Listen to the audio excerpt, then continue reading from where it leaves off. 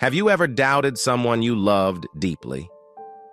In 8 years of marriage, have I ever given you cause to distrust me? I asked, my voice barely a whisper.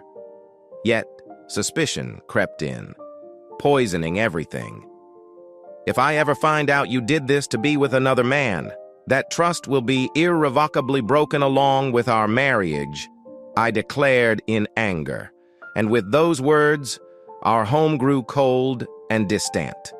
You can sleep in the guest room. I don't even want you around me more than necessary, I said, the finality in my voice drawing a stark line between us. This is my story. Enjoy watching it. Honey, do you believe me? Like, really believe in me? That's a tough one, right? If you say sure, you know you won't like what comes next. But say no, and that might be even worse. Ken took a moment. Before I say anything, what's up? Why this question now? I didn't say you don't believe in me. Just asking, okay? Still, there's a reason you asked. I want to know why before I answer. Just a simple yes or no. Do you trust me? It's not simple, and you know it. I won't answer without knowing why you're asking. Jennifer sighed. This wasn't what she hoped for. He was meant to say, yes, I do, easily. Then she could have her way. But no, he was too smart for that. Time for plan B, she thought. Maybe being honest is best. I need you to not ask questions. I have to go away for the weekend. Wait, what? Now you're saying you have to leave for the weekend and I shouldn't ask where or why? Exactly. It's a big ask, but in 8 years, did I ever make you doubt me? She asked. No, not till now. You see how odd this sounds? No one would agree to this. If roles were flipped, what would you say? She paused, then said, like you. I'd hate it. I'd wonder why you couldn't share. But I'd think it must be important. It must be really important or you wouldn't ask. And I know you love me a lot and wouldn't want to hurt me. So yes, I'd trust you. Ken sat in one of the kitchen chairs, letting out a sigh. He should have seen that coming. He walked right into it. How long will you be gone? He asked. I have to leave Friday. You won't see me before you get home from work, and I'd be back by Sunday afternoon, she said. This Friday, right? How long have you been thinking about this? I didn't really plan it. It was something that just, well, showed up, she replied. An opportunity. And you can't say anything about this chance. Where you're going, who you'll be with, nothing. Jennifer? Slowly, she shakes her head. I'm sorry, dear, I just can't say. What if I say I don't trust you to just go for 2 days without telling me where or what you're doing? Would you still go? She looked at him for a bit. I really don't know. But I'd be really upset if you didn't trust me. I don't know, he said softly, thinking it over. I just don't get why you can't tell me where you're going. If I let you do this, I'm going to worry about it for a long time. Maybe years. That doesn't seem fair, Jen, does it? He looked at his wife. She clearly looked worried. I'm sorry, love. If I could tell you, I would. But I just can't. Please trust me, she asked again. They looked at each other for a bit more. Then she said she was going upstairs to read before bed and asked him to think about it hard. He did. For the next 2 hours, Ken thought about every possible reason, every likely story he could come up with. But he got nowhere. He kept coming back to one thought. She was going to be with another man. Just the thought made him feel cold inside. Damn it, he whispered to himself. He really wished he understood what was happening. The thought of Jennifer spending the weekend with another man didn't sit right with him. They had a good marriage, loyal through and through, he was sure of it. No, he thought, there must be another reason. She wouldn't be unfaithful. She knew well it would mean the end of their marriage. She wouldn't risk it. Was it some kind of test? He wondered. But that didn't fit her style. It all didn't add up. He felt tired, worn thin. Maybe, he hoped, she'll say it was all a joke in the morning. That'd be great, he thought. But deep down, he knew better. No, she meant whatever this was. By the time Ken got to bed, his wife was already asleep. He still hadn't figured out his next move. He lay down, eyes on the ceiling, searching for any reason for his wife's strange ask. He drifted off into a restless sleep, the question still hanging over him. The next morning, he was half in a dream. The alarm hadn't rung yet, but something was waking him up, and it felt way better than any alarm. He opened his eyes, lifted his head slightly, and saw his wife's head. giving him a morning surprise. He checked again, seeing her smile at him. She leaned in, hands on his chest, moving in a way that welcomed him fully. God, she sighed. Jennifer lay on him, both catching their breath. It's been a while since I've had such a nice wake-up call, he said. Too long? She answered, still breathing hard. Is this about our talk last night? He asked. Well, I hoped it would earn me some good points, she said, a tricky smile on her face. Ken's face went from super happy to annoyed. Her just said words made a good time feel like a trick. If she thinks she can make me trust her with this, she's very wrong. Without talking, he moved her aside, got up, and walked to the shower. Jen knew she messed up by telling him her plan. Her idea was falling apart. She thought about his question from last night. If he says no, would she still go? She didn't know. She just hoped she wouldn't have to choose. She put on her robe and went to the kitchen. When Ken came out, breakfast was ready with a smile and a cheek kiss. She was trying too hard. He thought it was pointless. He had made up his mind in the shower. He just hoped he was making the right choice. You didn't change your mind from last night? He asked. No, dear, she said, her head moving no. This is something I need to do. Well, I've decided to let you do what you want and not ask why. Dear, thank you. He stopped her. But I want you to know you've hurt me, Jen. You want me to trust you, but you don't tell me things. Instead, you use getting close as a way to push me. It looks like the trust is just from my side. Dear, it's not that I don't trust you. Then what is it? If it's not about trust, then you must be planning something you're not proud of. She looked down. She had no words. If this thing is so very important that you're going to do it even when it hurts me, then go. But know this. If I ever find out this was for another man, that trust and our marriage are done. She said yes with a small nod. I don't want to hurt you, dear. I really don't. I wish I didn't have to do this. But it means a lot to me. Please don't feel bad. He said nothing back. No more words were shared at the breakfast spot. They gave each other a kiss when it was time for him to go to work. But Jen could tell his kiss had no real feel. She hoped he'd be in a better mood when he came back home. Jen fought with her thoughts all day. She wasn't lying when she told Ken her trip on the weekend was big for her, but it hurt her too, knowing she was causing pain to the man she loved. Her belly was in knots all morning. By noon, she had made up her mind. This chance was 1 in a million. She wouldn't get this shot again. She didn't want to live on thinking, what if? So she decided she would make it right with her amazing husband, even if it took her whole life. But she was sticking to her plan. Despite trying to make things light that night, Ken was clearly down.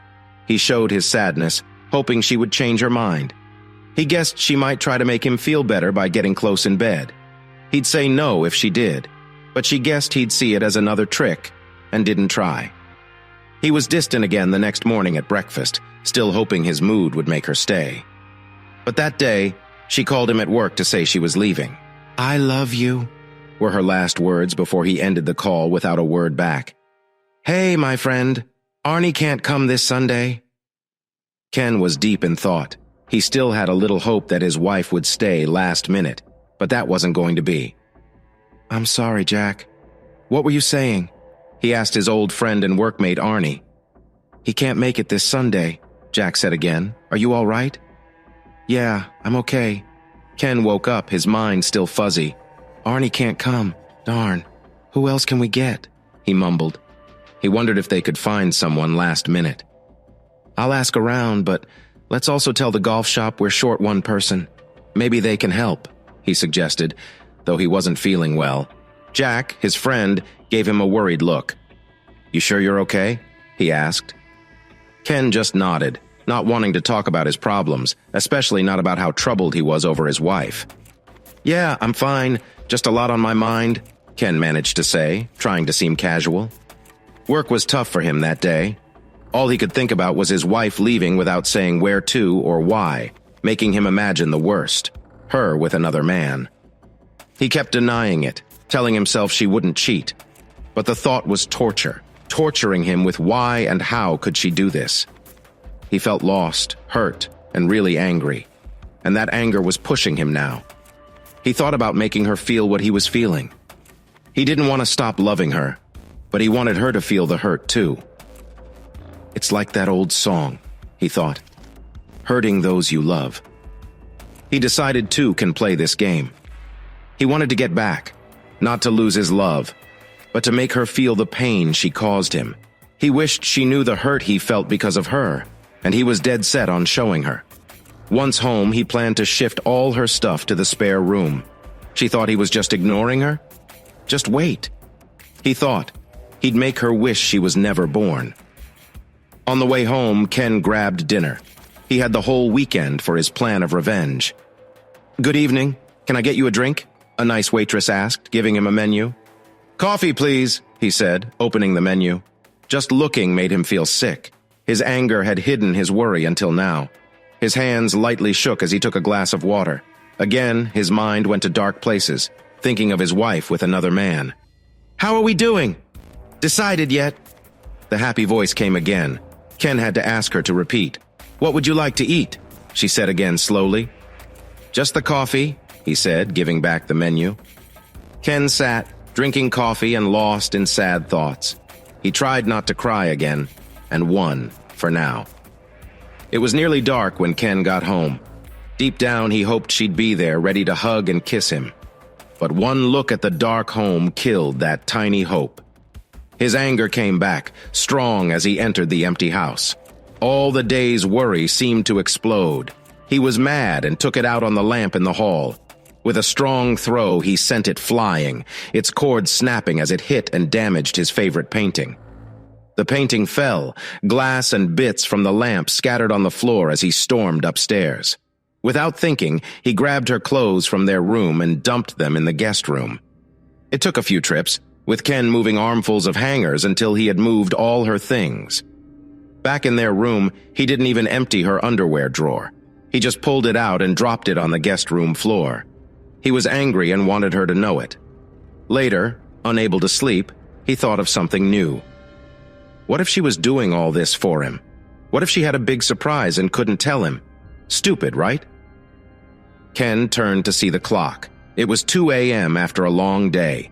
He felt drained but couldn't sleep. His mind was a mess. For the first time, he felt a tear roll down his cheek to his pillow, thinking maybe her mystery trip was for him. The idea made him even more confused.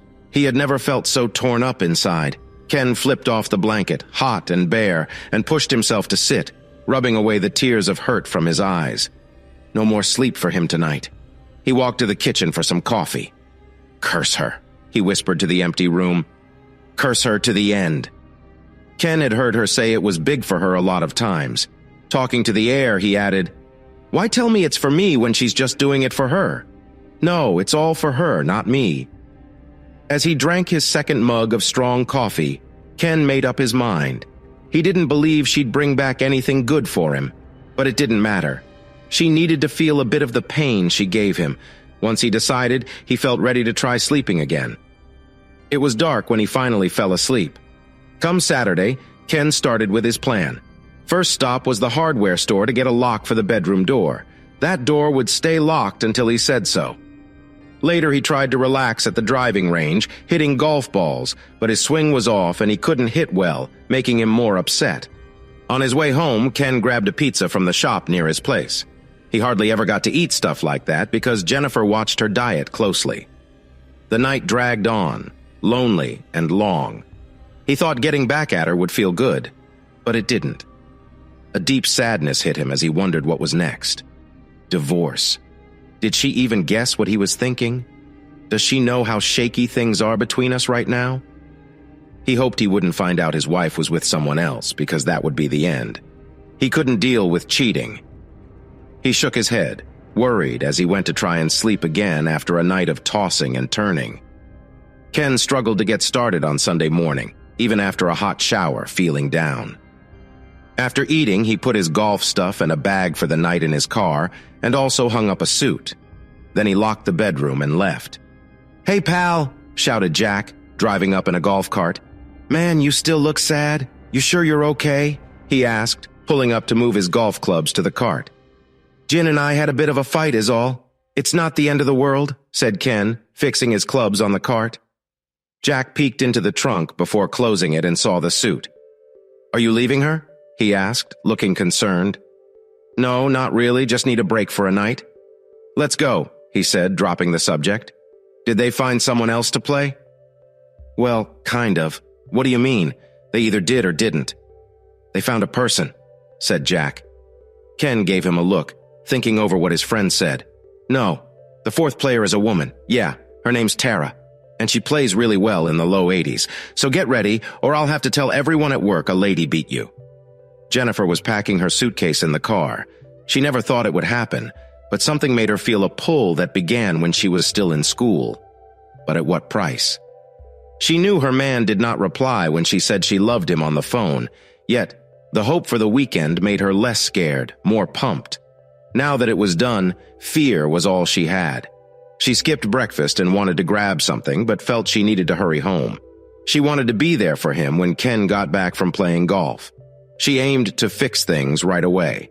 Her heart raced with worry as she drove faster. By the time she arrived, she had the night planned out in her mind. They had 2 small hens in the freeze that could thaw fast in hot water. She remembered they had her man's top white drink for the meal. While dinner cooked, she'd wear her hottest outfit, the black tight top with holders for the black long socks.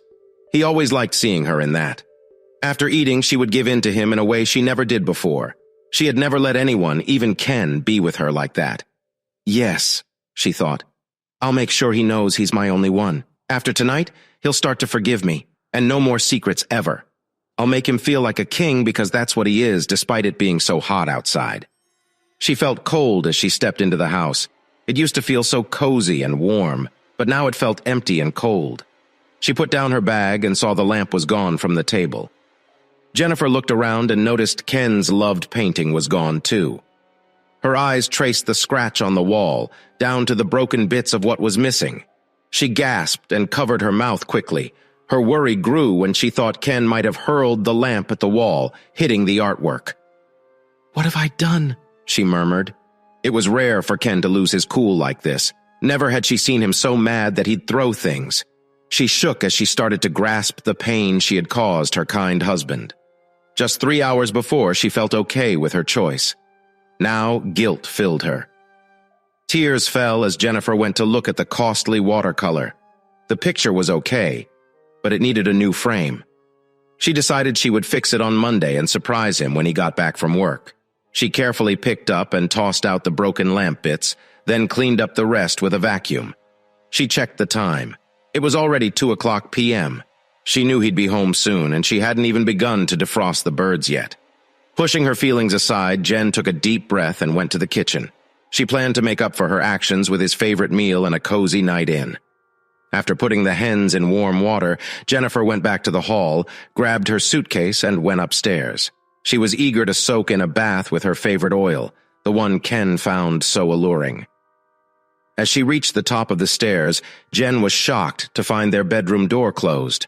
She noticed the lock just as she tried turning the knob, but it took a moment for her to understand why the door wouldn't open.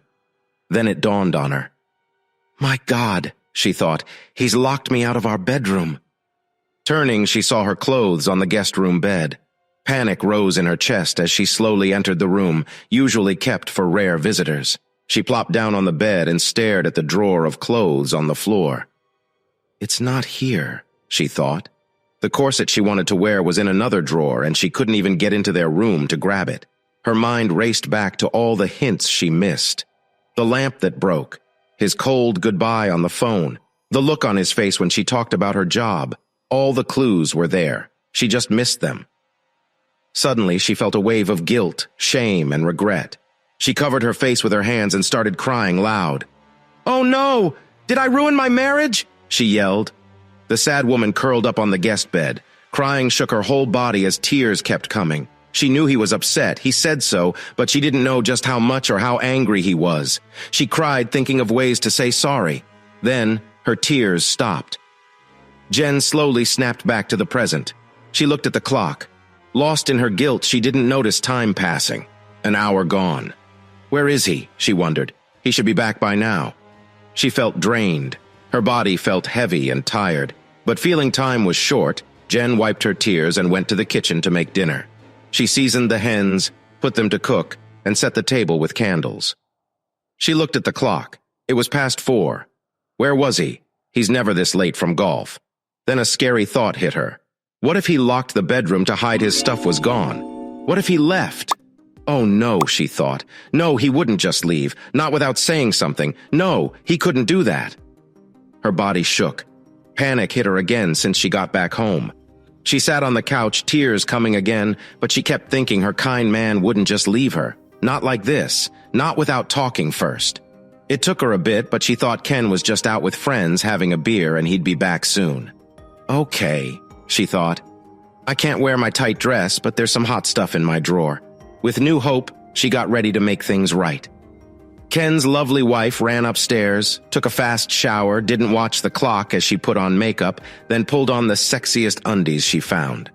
She wore a robe, got back to the kitchen just in time to take out the small birds and laid the table. She wouldn't think he'd miss it, lit candles and sat by his empty chair. A tear fell as she sat alone, the big clock going ding 6 times. Jennifer never felt so alone. She had to face it. Her big night was not happening. She didn't call him wanting to surprise him, but now felt she must. Jen took a big breath and made herself grab the phone. She was so scared of what he might say. Her hand shook as she hit the home numbers. Ken was about to go to the local Denny's for a meal when his phone rang. He saw it was from home. He was ready for this. To be honest, he thought it had happened sooner. Hello? Ken said, feeling nothing. Babe, it's me, she said, soft from the other end. This is Ken, he said, sharp. Jen felt worse hearing him talk, but she didn't want to show it. I just thought when I cooked tiny chickens for dinner, love. I wondered when you'd be back. Good question. I don't know. Maybe tomorrow. Maybe next week? Not sure. Love, please come back. I'm sorry. I know I hurt you. Let me fix it. Please let me make it right. And how will you do that, Jen? How will you clear the doubts and worries I've had all weekend? I tried thinking of every reason why you can't tell me where you were, and it always ends with one thing. You were with another guy. It's the only thing that fits, Jen. It's the only thing, my dear, please, trust me. What I did was a dream of mine since I was young. It was something I had to do. I just can't tell you what it was. Please, dear, please come back. I will make it right, I promise. I'll do whatever it takes. Love, please. He heard her start to cry. He had no proof she was with someone, and hearing her cry pulled at his heart. But he was set on making her feel how he felt. I might come back tomorrow after work, he said strongly. Love, won't you come back now, please? No, I can't. Okay, she said between sobs. Can I ask where you are? No. If I don't need to know where you were, you don't need to know where I am or who I'm with. Jen felt even worse hearing those last 4 words. Almost sick. She held it back and had to swallow before she could talk again. Kin, are you with a woman? Love, please don't. I didn't say I was with a woman, but if I can't ask questions, neither can you. Kin, that's not fair. You said we wouldn't ask. You said I could go. Please, come back so we can forget this weekend. Jen, listen, I felt terrible all weekend wondering if you were with another man. I've never felt so mad or hurt. It's going to take a long, long time to let it go. For now, I don't want any makeup tries. I don't want you close to me. I don't even want you near unless we must. That's why I locked our room. You'll sleep in the other room until I say so. Ken heard Jennifer cry as he hung up. He was mixed up with feelings. Why did she do this? It's not like her. Was her trip really okay? He'd feel bad if it was. That thought kept him awake again. Okay, I need the truth. What's going on with you and Jennifer? Jack asked as he came into Quinn's office and shut the door. Ken stopped staring at his work. Jack sat down and looked straight at him. First, I see a bag and a suit in your car, then you lose at golf to Terabyte and even me, and Smitty nearly won. Something's big wrong, and it's not good to keep it in. So, out with it. As hard as it was, maybe Jack was right. Maybe he should talk. Jack, do you trust Marge? Of course. What if she left for the weekend and wouldn't say where or with who? I'd know it's her brothers. Jack said, grinning. I can't stand him. Be serious, Jack. That's just what Jennifer did to me. She wanted my okay to go out for the weekend, but didn't want me to ask where or what for. She has a brother who's a good dude, with a wife and kids. No, there's just one reason I can think of for all this secret stuff. She's with another guy. Ken. No way. There's no way Jen would go behind your back. You know her better. Really? Do I? All right then, tell me. What else could it be? Can you think of any other reason she'd head out like that? Because I sure can't. Did she drop any hints? Anything at all? All she said was it was something she had to do. It was about some dream from when she was a kid. And that makes you think she was with another guy? How many young girls dream about being with some guy? It's probably something she feels shy about, and she just doesn't want to say, that's all. Ken looked down, thinking, but then spoke up quick. I can't believe something from when she was little would mean so much that she'd do it even though it would upset me. Okay. Jack said if she was seeing a guy, why not just lie and say she had to see a sick friend or something? I mean, if you're going to cheat, wouldn't you try to not make people suspicious and come up with a good story? Ken had to agree Jack had a point. He'd thought of that too, and couldn't get why she didn't just make up a good lie. Jack kept going. Look, buddy, we've all been tight for so long. Your wife and mine are super close. If Jen was stepping out on you, Marge would know. No doubt about that. And no doubt Marge would tell me. And as far as I'm aware, Jen hasn't even glanced at another man. No, whatever she's doing, I'm sure it's not cheating. I don't know, said Ken, still not fully convinced. Maybe you're right. I really hope so. If I find out she's been with another guy, it's over for us. Come on, dude. Jen adores you. Trust me, Jen wasn't messing around. She wouldn't hurt you like that. Jack got up and headed for the door, giving Ken a last look. Go back to her, man. Go back to your lovely wife. Forget this weekend. Whatever she did, she's just too shy to share it, that's all. Oh, and our buddy said she had a blast and wants to join us again. Cool, right? Yep. She might think twice after I beat her next time, though. I was off my game yesterday, but no chance she tops me when I'm on it, Ken said with a grin. All right, pal, you're on. Catch you later. He paused before leaving. You know, some ladies like that sort of thing. Like what? Getting spanked, he said, laughing. As the day went on, Jack's words echoed in Ken's mind. He cherished his wife. He hoped it was like his mate said. She was just too embarrassed to speak up. The front door clicked shut behind him. Ken dropped his work bag and headed upstairs to change into something comfier. He didn't see or hear his wife until he returned to the living room. There she was on the sofa, her cheeks marked with tear lines. She held a damp, dirty tissue, her hands trembling in her lap. Her voice was faint and scratchy from crying. Don't you, she sniffled, not looking up. Don't you care for me anymore? She asked, scared of what he might say. Jen, if I stopped caring, your stuff would be outside, not in the spare room. She finally looked at him, and he saw how red and swollen her eyes were.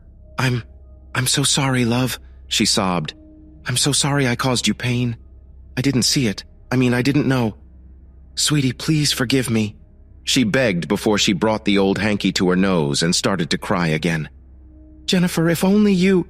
She cut him off, too worried to let him finish. Please, I didn't... It wasn't about being with another guy, she rushed to say. Not at all. Love, you must trust me. I didn't cheat. Her words caught him off guard. Then why? Why make me suffer all weekend like that? Damn it, Jen, I can't grasp it. Why not tell me before you went? You knew what I'd think. The hurt I felt thinking of you with someone else. Why leave, making me think that if it wasn't true? Jen, how do I trust you now after all this? Please, love, I am being honest. She wept. Truly, Ken, you must trust me. Ken looked at his wife as her words sank in. She did seem honest. Jen, I'm lost here. Love, trust me. I said nothing before I left because I didn't want your questions. And I thought the best way to dodge them was to keep quiet. Truth is, it wasn't as great as I hoped. The dream was way better than what happened, but I had to do it. Something. Yeah, right, Ken said, not hiding his hurt. Something you've dreamed of since you were young. You said so. That's part of the sting, Jen. You left me out of something big to you. We've shared our lives for 8 years. I've always let you into mine, and it stung to feel you didn't do the same. Then I wondered if this was just the start. What else would you keep from me? I know, she cried. I'm so sorry, love. I didn't see it like that. It was careless of me. I didn't know it would hurt you this much. Yeah, me neither. It got to me when I said you could leave, hoping you'd stay instead. When you actually went away, just thinking you were cutting me off from a big part of your life hurt. But thinking you might meet an old flame hurt even more. I kept telling myself you wouldn't cheat on me. yet I couldn't shake off that thought. She looked down. I thought you trusted me more, she said softly. Jen, trust is one thing, but what you did last weekend is something else. It's like needing to see to believe. What did Reagan say? Trust, but check. But I can't check. Jennifer cried harder. Ken was still upset, but knowing she wasn't with another man made him feel a bit better. He couldn't stay mad forever. After all, he loved her. He sat next to her and wrapped his arm around her. Jen hid her face in his chest and hugged him. Okay, calm down, he said softly as he patted her back. As far as I'm concerned, you didn't do anything bad, but I need time to get over this. He felt her head nod against him. She got it, but didn't say more. I think it's still best if we sleep apart for now. That made her cry louder and she held him tighter. Please, please don't say I have to sleep without you again. I'm sorry, Jen, he said. But it's how it must be, just for a bit. They stayed like that a bit more before Jennifer went to get dinner ready. She looked so sad and low, her spirit crushed for the rest of the night. It wasn't just for show. She truly felt down. As Ken heard his wife of 8 years quietly crying from another room, he couldn't help but miss her next to him. So, how did things go yesterday? Jack asked, sitting in the same spot as before. Well, better than I thought. She at least said she wasn't with someone else. Do you believe her? I'm not sure. I really want to. Why don't you? Ken threw the question back at his friend, who looked rather smug. Of course. I was the one who said she wouldn't cheat from the start, remember? So, things are fine now? Not really. I'm still mad. I've got her staying in another room for a bit so I can cool down, Ken shared. I get that. Honestly, if Marge did something similar, she'd be in that room too. Last night when I got home, I asked her if she knew anything about Jen's secret weekend. She thought it was about something from her high school days. Something she missed out on. Something or some guy, Ken asked sharply. No, something, Jack said, trying to reassure with a careful smile. It seems Jen didn't say much, but Marge is sure it wasn't about going off with some guy. She doesn't think Jen would cheat on you, no more than I do. Yeah, that's what everyone thinks, Ken replied, leaning back, allowing a small, relieved smile. To be honest, I don't think she would either. I'll take your advice and try to let it go. Despite all my worries over the weekend, I just can't see her cheating. Okay then, Jack said, shifting a bit and leaning in closer. Not to change the subject, but Arnie's wife called and he won't be able to join us for golf next Sunday either. Again? Ken looked shocked. What's up? It's not like him to miss twice. Maybe his back hurts him. Linda said he couldn't work all week. He's seeing the doc Thursday. Man, I hope it's not bad. Yeah, hope so too. Hey, now that you're listening, want to try with Tara again? I was thinking of calling her to see if she can step in. You seem to like her, Jack. You think you two got something going? Ken joked. Me? Jack shot back. You're the one she was all sweet with for the whole game. Nah, she just wanted to distract me so she could win. She's going to be surprised this time. Jack smiled big. You're telling me you didn't see that cute shake she does before she hits the ball? You mean how she shakes her butt? Ken joked. I'm not blind, pal. Sure, I saw, but it won't help her win. Not this time. Well, we'll see. I think she's just warming up. Ken felt better after Jack left his office. He tried to stop feeling jealous or worried, and tried to see it all clear. In 8 years, he never saw his wife flirt with anyone else. Their love life was good and she seemed happy. People who knew her said she loved and was loyal to him. No. When he thought about it, all the signs were good for her. All right, he told himself, if I keep flipping like this, I'll go nuts. I let her go because I did trust her. I only started to doubt when she left, thinking she was meeting someone else. There's no proof of that. Up until this past weekend, I had no reason not to trust her. As far as I knew, she never lied to me. So when she says she wasn't with another guy, why should I not believe her? I have no reason, none at all. Ken got up and walked to the window. He worked for a phone company in a suburb to the northwest of Chicago. His office was up on the 5th floor. From there, he could see the big buildings downtown. The view always made him feel lucky. He thought about how much sadness and pain was out there. His parents made sure he got a good education. He had a great job that gave him a nice life. He had a loving wife and good friends. Yes, he was very lucky. He loved her too. Without really knowing it, he was convincing himself to forgive her. Ken decided then and there. He went back to his desk. It was done. He would always wonder about what she did or didn't do, and he would never forget how bad he felt. But for now, no more blaming. He would let his wife back into their bedroom and try to move on. He felt a load lift off as he sat down and saw all the work waiting for him. He wanted things to be normal again. He was done with guessing about what she might have done. He wished for his loving and loyal wife, Betty, to be back. He called his secretary on the phone. "Can you bring some coffee and help me sort through some things, please?" "Sure, Ken," she said. By day's end, Ken and Betty were caught up, and for the first time in almost a week, he was driving home feeling happy. Jennifer, having no idea about her husband's new mood, had fallen deeper into sadness. Her attempts to make things right with her man had crashed because of his anger and distrust. After doing the morning work and fixing the beds, Jen sat down, trying to think of a way to show her husband her love when the phone rang. Her voice was rough. "Hello?" There was a pause. "Boy, you sound bad." "Hi, Marge." Her voice, knowing it was her good friend. "Yeah, I know. I've been sick. Is this about your strange weekend?" "Yeah." She tried to laugh. "You could say that. I guess Ken talked to Jack. And he told you, right?" said her friend. "Now what happened? Where did you go? Did he have a big tool?" The last question made Jen mad. "Hey, Marge, how dare you? There was no tool. I was not with some guy." Okay, sorry. I was joking.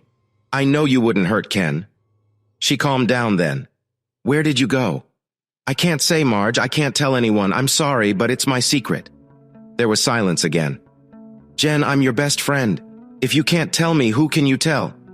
"That's it, Marge. I can't tell anyone." "Wow, now I get a bit how your husband feels. Marge, please don't make me feel worse. If I could tell you, I would. I would tell Ken, but I just can't. This is something I will keep to myself." "I can't tell," she said, starting to cry again. Okay, dear, don't cry. I'm sorry for pushing." Did Jen sniffed a bit before she could speak again? "Did Jack tell you what Ken plans to do? Is he going to leave me?" "Dear, I don't know, but I think not. Jack says Ken's very mad, but he said nothing about leaving you." "Marge, what if he does? I don't think I can be without him." "Jen, don't think that. Ken loves you. I don't think he'll leave you. Not for this. You didn't really mess up, right?" Jen didn't answer. "You haven't seen him, Marge. He was so mad. He threw the hall light against the wall and hit his favorite art piece." "Wow, that sounds bad," Marge said, a bit shocked. "Yeah, I've never seen him so mad. The light broke, but the art was fine. Just the frame broke. I got it fixed. It's been back up since yesterday, but Ken didn't seem to notice. Or if he did, he didn't talk about it. He's even keeping me out of our room. Yeah, I heard you, Jen. I think he'll get over it. Just wait. Be careful, Marge. I really hope so. If I knew it would make him this mad, I wouldn't have done it. For sure. Won't do it again. Are you joking? Never. Now all I want is to be the best wife. No more saying I've got a headache or I'm not in the mood tonight. I just hope it's not too late. I won't ask what you did, but after all this, was it worth it?" Jen paused, then told her friend. "No, not at all. I should have kept it a fantasy. It was a letdown and not something I'd try again. Yeah, I see.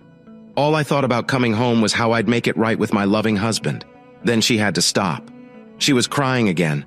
"Jen, I'm so sorry. Stay strong, dear. Just show Ken you love him a lot. I'm sure you guys will be okay. Thanks, Marge." They talked a bit more, but in the end, Jen still didn't know if her marriage would last. That night, when Ken got home, he didn't go straight upstairs like usual. He put his work bag down in the hall and walked into the living room. Jennifer was in the kitchen making dinner and hadn't heard him arrive. She got scared when she heard him say her name. "Jen, can you come out here for a sec? Let's chat." She stepped into the living room like she was in big trouble. She had no clue what he wanted.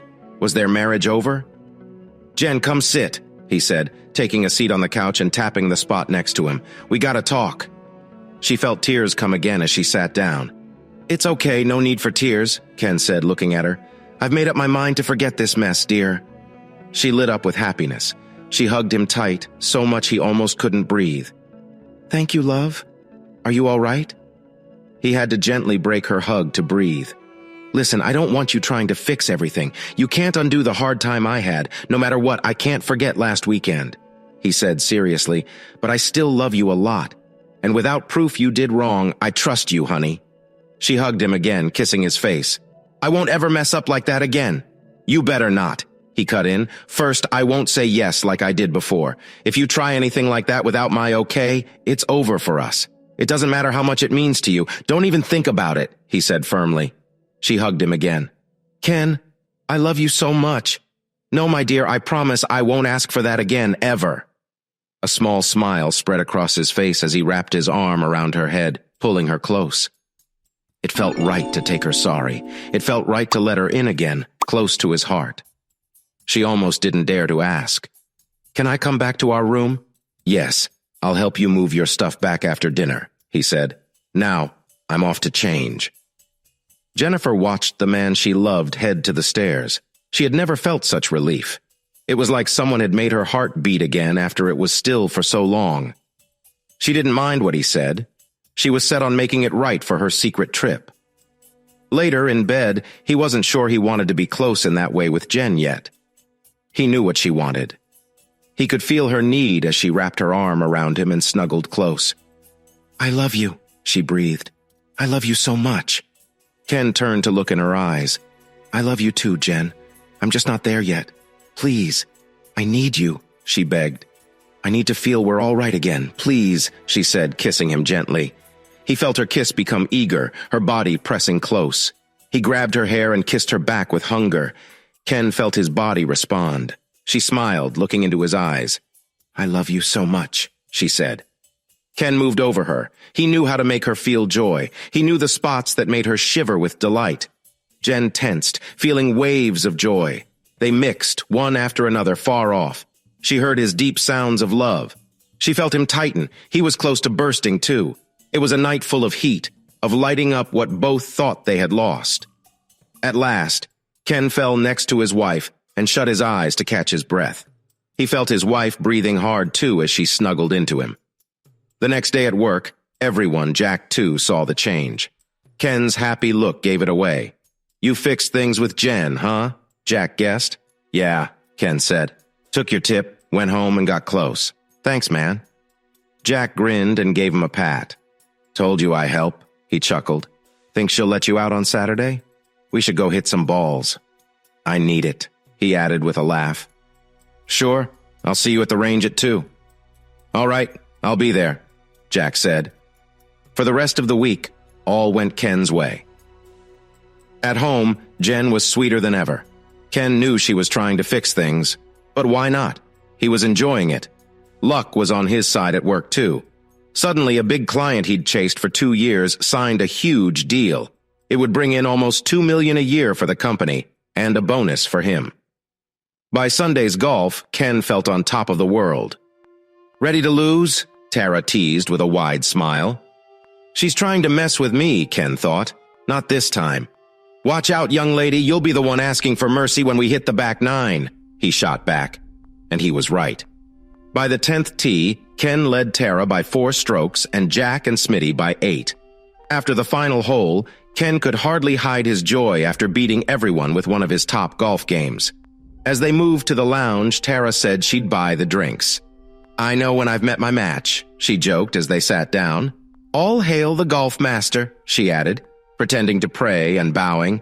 This made everyone laugh. "Ken, that was one of your best games," Jack said. "I'm amazed you still had energy to play so well after making up," Jack teased. Ken felt a bit uneasy. This is why he kept his private life private. It always seemed to become everyone's business. "Let's not talk about my personal stuff," Ken said, a bit annoyed. "Sorry," Jack said, looking down. "So that's the secret?" Tara joked. "If only I had someone for that. My divorce changed things," she added. The guys didn't know what to say. "Tara, it's hard to believe you're single, with how you are and look," Ken said. "Thanks, but with long work hours and 2 kids, I barely have time for golf on Sundays," she replied with a light laugh. "Wow, you play so well. I thought golf was all you did." "How'd you learn?" Smitty asked. "My ex-husband is a pro. Not famous, but he teaches at 7 Winds Country Club," Tara explained. Your ex is Tony Blakely? Ken was surprised. Yeah. Do you know him? A bit. I've had some lessons from him, Ken said. So I guess I helped with your divorce in a way? That made everyone laugh. Then Ken shifted the topic. Has anyone checked on Arnie? I tried calling but got no reply. I spoke to Linda on Friday. Last Thursday he got an MRI and some blood tests done, but we won't know what they say until tomorrow, Jack said. Darn, Smitty jumped back in. No mean feelings, Tara, but the four of us have been teaming up for a long while. I really hope he can join us next week. Me too, Ken added. Tara nodded, showing she got it. I get it, guys. She lifted her glass. Here's to Arnie. Hope he's back with you all feeling good next week. To Arnie, they all said, touching their glasses together. The next day, Jack walked into Ken's office, looking a bit off. Ken watched him come in and sit in his usual seat. He just looked down for a bit. Ken figured they were waiting to hear about their golf buddy, and by the look on his friend, it wasn't good news. Arnie? Ken asked. Jack nodded. It's cancer, he shared. Arnie has a bad cyst at the bottom of his spine. They're going to cut it out the day after tomorrow. Then he needs chemo and radiation. Linda's really upset. She was almost too shaken to talk on the phone. How's he doing? Will he be okay? I don't know, Jack answered. Linda was so torn up I didn't push for more info. Darn. Which hospital is he in? Statewide. I think Jack tried to recall his talk with Arnie's wife until he was sure. Yeah, statewide. I'll head there after work. You coming? For sure, Ken said. Did you tell Smitty yet? He might want to come too. Good point. I'll call him from my office. See you later, he said, getting up and heading out. Okay if I call some folks too? Looks like Arnie won't be playing with us this year. Yeah, that's fine, Ken said, clearly more worried about his friend's well-being than who would take his place as soon as Jack left. Ken called his wife, said what was up, and shared he'd be late since his pals just walked in. Seeing them made him smile for the first time in days. Linda, his wife, was there and said hi to the golf friends warmly. For 2 hours, they all chatted and laughed. Even Linda cracked a smile a few times. When leaving, they all said they thought Ken would be back on his feet soon. It was 3 days after his surgery. When they saw him next, he looked really bad, and Ken wondered if he'd make it. His wife told him the docs were hopeful, but it'd be a hard journey. The pals saw how much Linda cared for him. He was lucky. The next Sunday, Tara got asked to join the golf group, at least till Arnie could come back. Deep down, they doubted if he'd play again. Tara, sad about the reason, was happy to join. Over weeks, Tara fit right in and didn't skip a Sunday. They even teased her about playing when it was super cold. They joked about it, calling it playing with blue balls. Jack teased, "You gonna join us when it's freezing?" Tara shot back, "I'll never miss a chance to win against you on the field. You know that." Time went by, but their friend wasn't getting better. Many times the pals visited him. Weeks after the surgery with chemo and radiation, he was still too weak for work. After seeing him last, Ken told Jen how worn out Linda looked. This was all hitting his wife hard. Jen didn't really know Linda that well. They hadn't seen each other much, but Arnie was a close mate of her man and she felt she needed to do something. "Honey, do you think she'd be okay with some help? Maybe I can get Marge to come with me and we could help her with shopping or cleaning. Anything to give her more time with Arnie and maybe some rest. Honey, that sounds like a great plan." "I'm sure Linda would like the help," he said, holding her close and kissing her head. She rested on his chest, feeling safe. She shivered, imagining being in Linda's place. "I love you. You know that?" she asked. Ken hugged her tighter. "I know," he said. The next day, after tidying and taking out 2 steaks to soak, Jen called her friend. "Hello?" Marge picked up. "Hi, Marge. How are you?" "Hey, friend. Good you? Things settling down?" "To be honest, I don't know if they ever will. He's trying, but I hurt him a lot. He acts like it's okay now. But I see he's not, especially when he thinks about that weekend. Sometimes it's like he stops himself from saying things, or I catch him just staring off with a sad look. When I ask if he's okay, he says yes, then walks away. And sometimes he's just not as close in bed as before. Keep strong, dear, you're right. He's hurt and it will take time for him to truly forgive. Just give him space." "I really hope so. Marge, I'm doing all I can. I keep the place clean, cook what he loves, and I'm there for him in bed. I'm trying so hard. I know you are, sweetie. Maybe you're trying too hard." Is it because you love him or feel bad? Jen was taken aback by that question.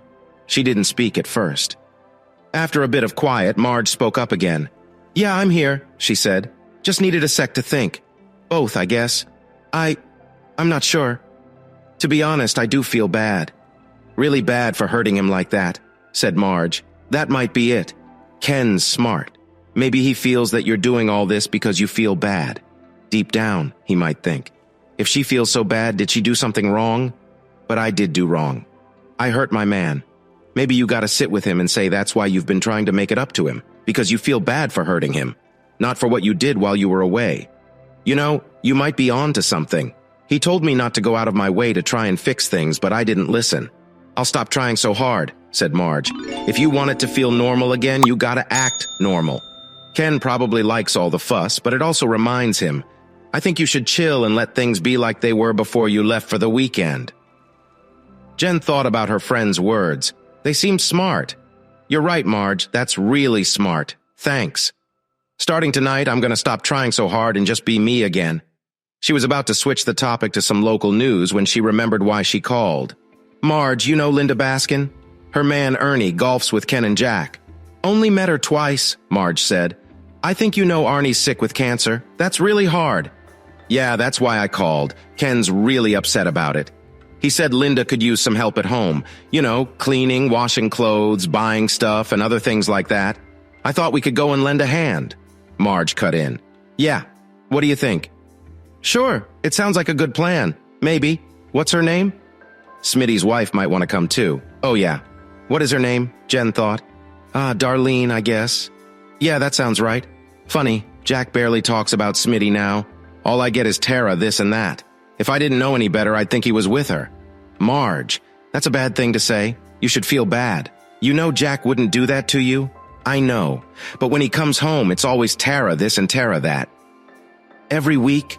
Jen asked, a bit shocked. You mean she's with them every week? Yeah. Didn't you know? She's filling in for Arnie until he can come back. Ken didn't tell you? No. I thought she just stepped in a few times, not all the time. Yeah, she's been playing with them all summer. Have you seen her? Is she pretty? Jen was curious. Yes and yes. I saw her once when my car was being fixed, and I dropped Jack off at the golf place last month. She was near the driving range talking to Ken. She has long blonde hair and a great body. Nice face, too. Jack said her ex-husband, who's a pro golfer, taught her how to play. He teaches at one of the golf places here. Anyway, I have to go, dear. Jack will be home soon, and I haven't started dinner. Do you want to ask Darlene to help or just us? Jen's mind was elsewhere and missed the end of what her friend asked. I think we should ask her. The more, the better, Jen said. I'll try to get her number from Kevin tonight. I'll call her tomorrow and see. The friend said bye and hung up, not realizing it.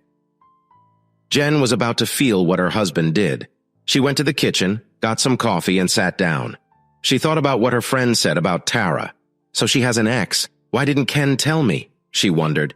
She tried not to think bad things, but a worry started growing inside her. Ken would never cheat. But what if he thought I did? No, he wouldn't. She pushed away thoughts of him with another woman and told herself off for even thinking it. She had more coffee and remembered the last few times Ken didn't want to be close. How often did that happen in our 8 years together? She thought. And he's been so quiet. Maybe those looks weren't about that weekend. Maybe he was thinking of her, his old girlfriend. Stop. Stop it now, she told herself out loud. Why think he's cheating? Stop it. Jen tried to think of something else, but it was hard. Later, at dinner with Ken, she had to talk about it. I talked about helping Linda and Arnie. She likes the idea. Good. I think that's nice of you guys, he said, smiling. Yeah, you've played golf with Arnie for a while. I should get to know them better. Let's ask Darlene to join, she said. Ken looked confused. Darlene? Who's Darlene? Smitty's wife. Isn't that her name? Marlene. It's Marlene. He laughed. You were close. She knew it was a kind of player, she joked. Got their number? I want to call her tomorrow, see if she's up for going with me. Yep, it's on my computer. Their last name is Dennison, she said. Okay, it's now or never, she thought. Marge told me. That lady Tara has been playing every week with you all. Why didn't you tell me? What's there to say? She's been stepping in for Arnie. Pretty sure I mentioned it. You said the pro shop put a woman on your team, but never said she played every week with you all. Marge said she's real pretty. Ken looked at his wife closely. He knew that look. It was clear. It was the pain and doubt he saw in himself a while ago. Quick, he thought about his next move. Should he lead her on? Make her learn? But just as fast, he dropped the idea. It'd be small. Yes, love, Tara is pretty. She works a lot and has 2 kids. She hardly finds time to play every Sunday. So if you're thinking there's something more between us, there isn't. Honey, you know me better. I never thought that, she said. Not really sure? Sure, Ken said. It was mid-November when winter hit Chicago hard. The first big snow ended golf for months. When the holidays came around, Jen's worry was long gone. She took her friend's advice and stopped trying so hard, but she always showed her husband love. In February, a cold wave hit. Ken was still cold after lunch when he heard his secretary. Ken, Mr. Spitzer wants you, she said. Okay, Betty, thanks. Mr. Spitzer was the top guy in sales, and his boss was nice but all about work. When Ken walked into his boss's big office, he saw him smile in a way he seldom did. Take a seat, Ken, his boss said, smiling even more. Ken sat in one of the soft leather chairs in front of the big wood desk. Ken, you might not know this, but you're doing great this year. You've gotten your bonus for the quarter, and it's just February. Thanks, Mr. Spitzer. I didn't know that. He said it in a low-key way. We want to thank you.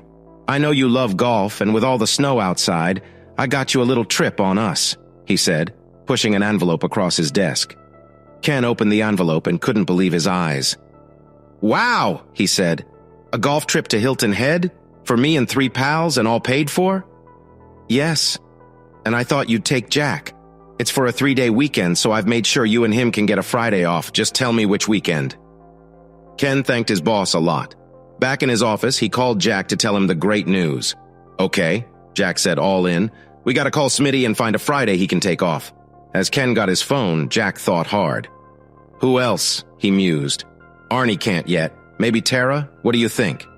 Might be tough. She's always busy, Ken said, dialing. But let's try. He called Smitty's work number and shared the plan.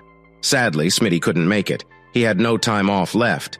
Ken and Jack were shocked he'd miss out on such a fun trip, but he was stuck until later in the year. He couldn't skip work without losing pay. Plus, he said the costs right after Christmas were too high. I just can't do it. I told Marlene I was off to play golf for 3 days. She'd be mad. Sorry, guys. Dang, Jack said when Ken hung up. Now what? Ken went through his phone list. I'll call Tara. Let's see if she can join. And if not, it might just be you and me, buddy. Tara was shocked to hear from Ken. They hadn't chatted in nearly 3 months, and she didn't expect a call for another month.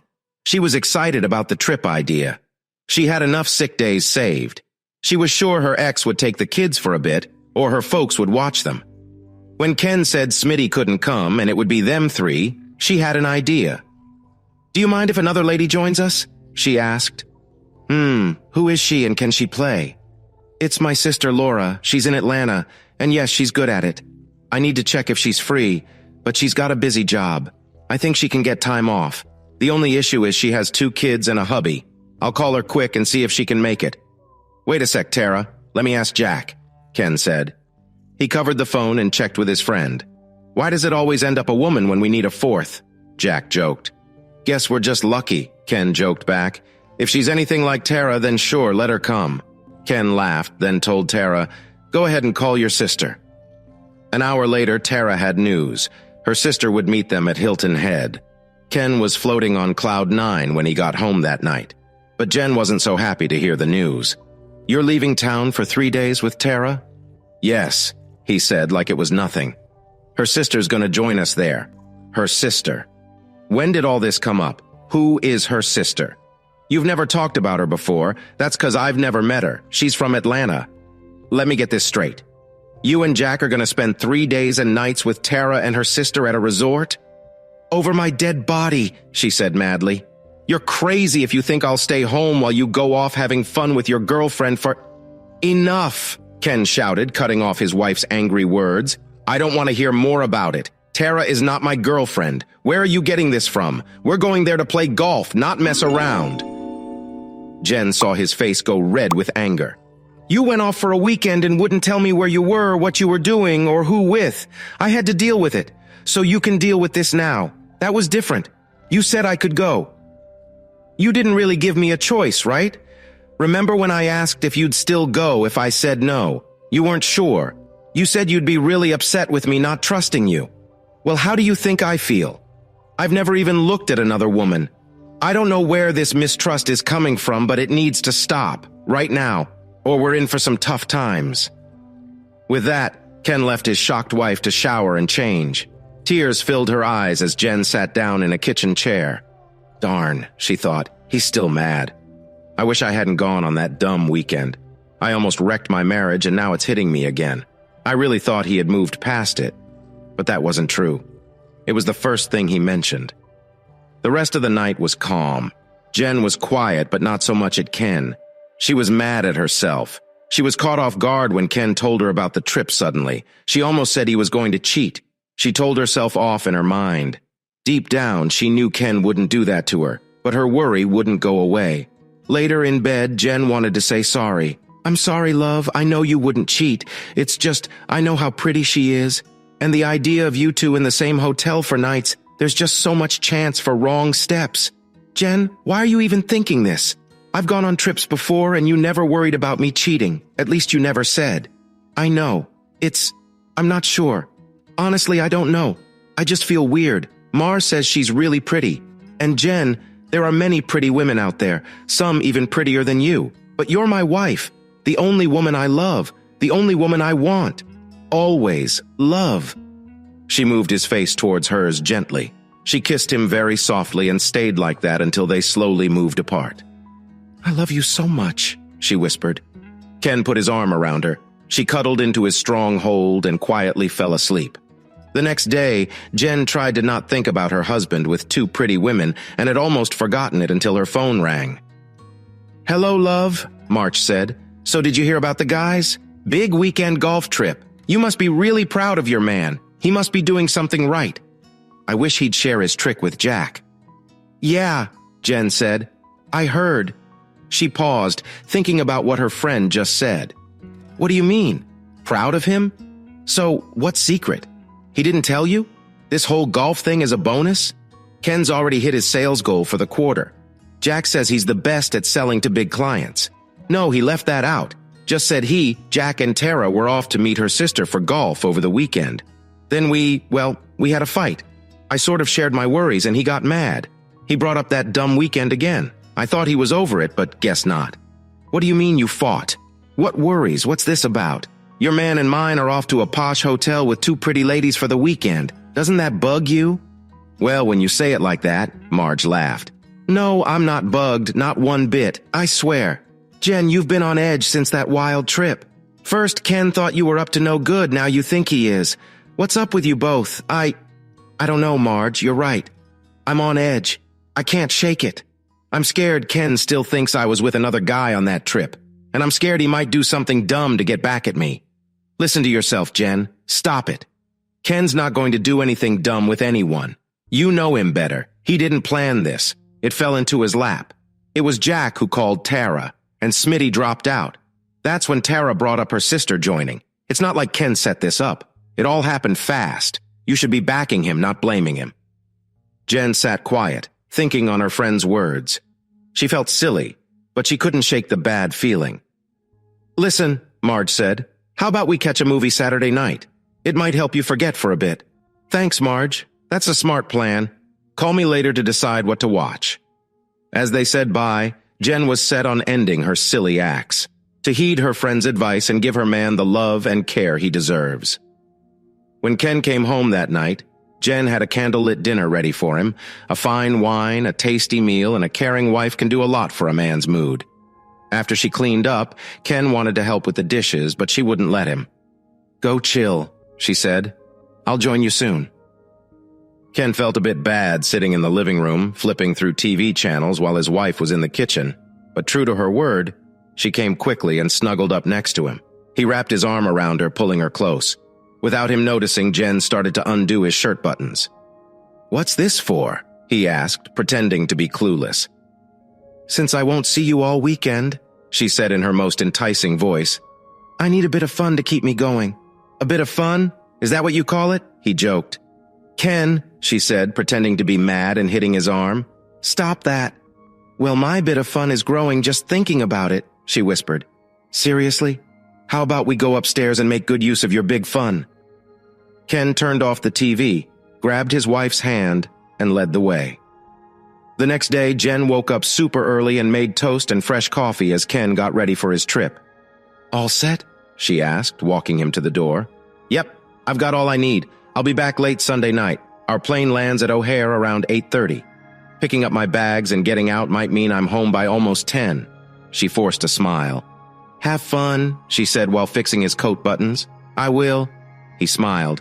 All was okay, but she just couldn't let it be. Her worry came back. Just don't have too much fun. Be good, okay? Remember who you're going back to, she said like a warning.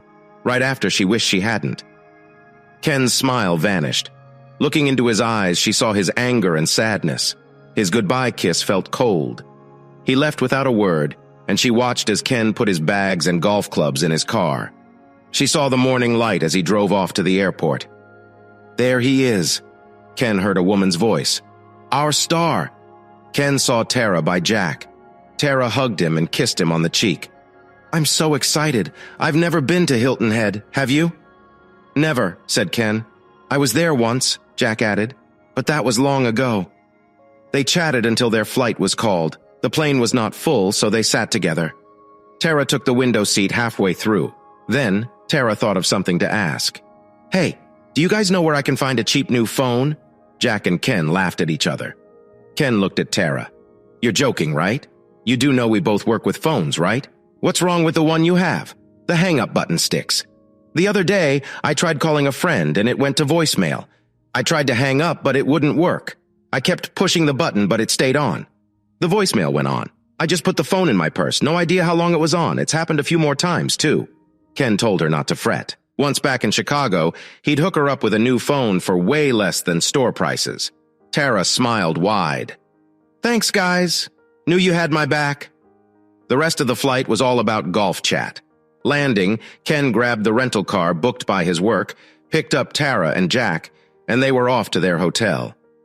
The air was a warm 68 degrees, a sharp change from the chilly 30s they left in Chicago. They got one room for Jack and Ken, and another for Tara and her sister Laura. They had a short 2 hours before Ken and Tara had to head back to the airport for the last of their group. So they hit the hotel's eat spot for a morning meal. When do we start golf? Tara asked. 1:13, said Ken. Hope Laura's flight's on time, he said. It was going to be close. They were glad to hear Laura's flight was perfect on time when they called from their room. Spotting her at the airport, Ken knew right away she was Tara's sister. They both let out excited screams at seeing each other. Arms wide, Tara moved in as Laura came closer, dropping her bag ready for a hug. Onlookers chuckled at such a show of sister love. After they let go, Tara saw Ken right behind her. Laura, this is Ken, the one I told you about. Ken, with a smile and hand out, said, Not sure what she told you, but don't take it as fact. So you're not the golf greats all in one, Laura joked, smiling. Far from it, he laughed. Good to meet you anyway, Ken. This is all I brought, she said, nodding at her bag. But we need to pick up my clubs from baggage claim. When Laura saw her golf bag slide down the carousel, he grabbed them, lifted her clubs, and they were set for 3 days of fun on big green courses. I told you he was good, Tara said to her sister as they sat to grab a beer and look at their scores. Yeah, you weren't joking. What did you score, Ken?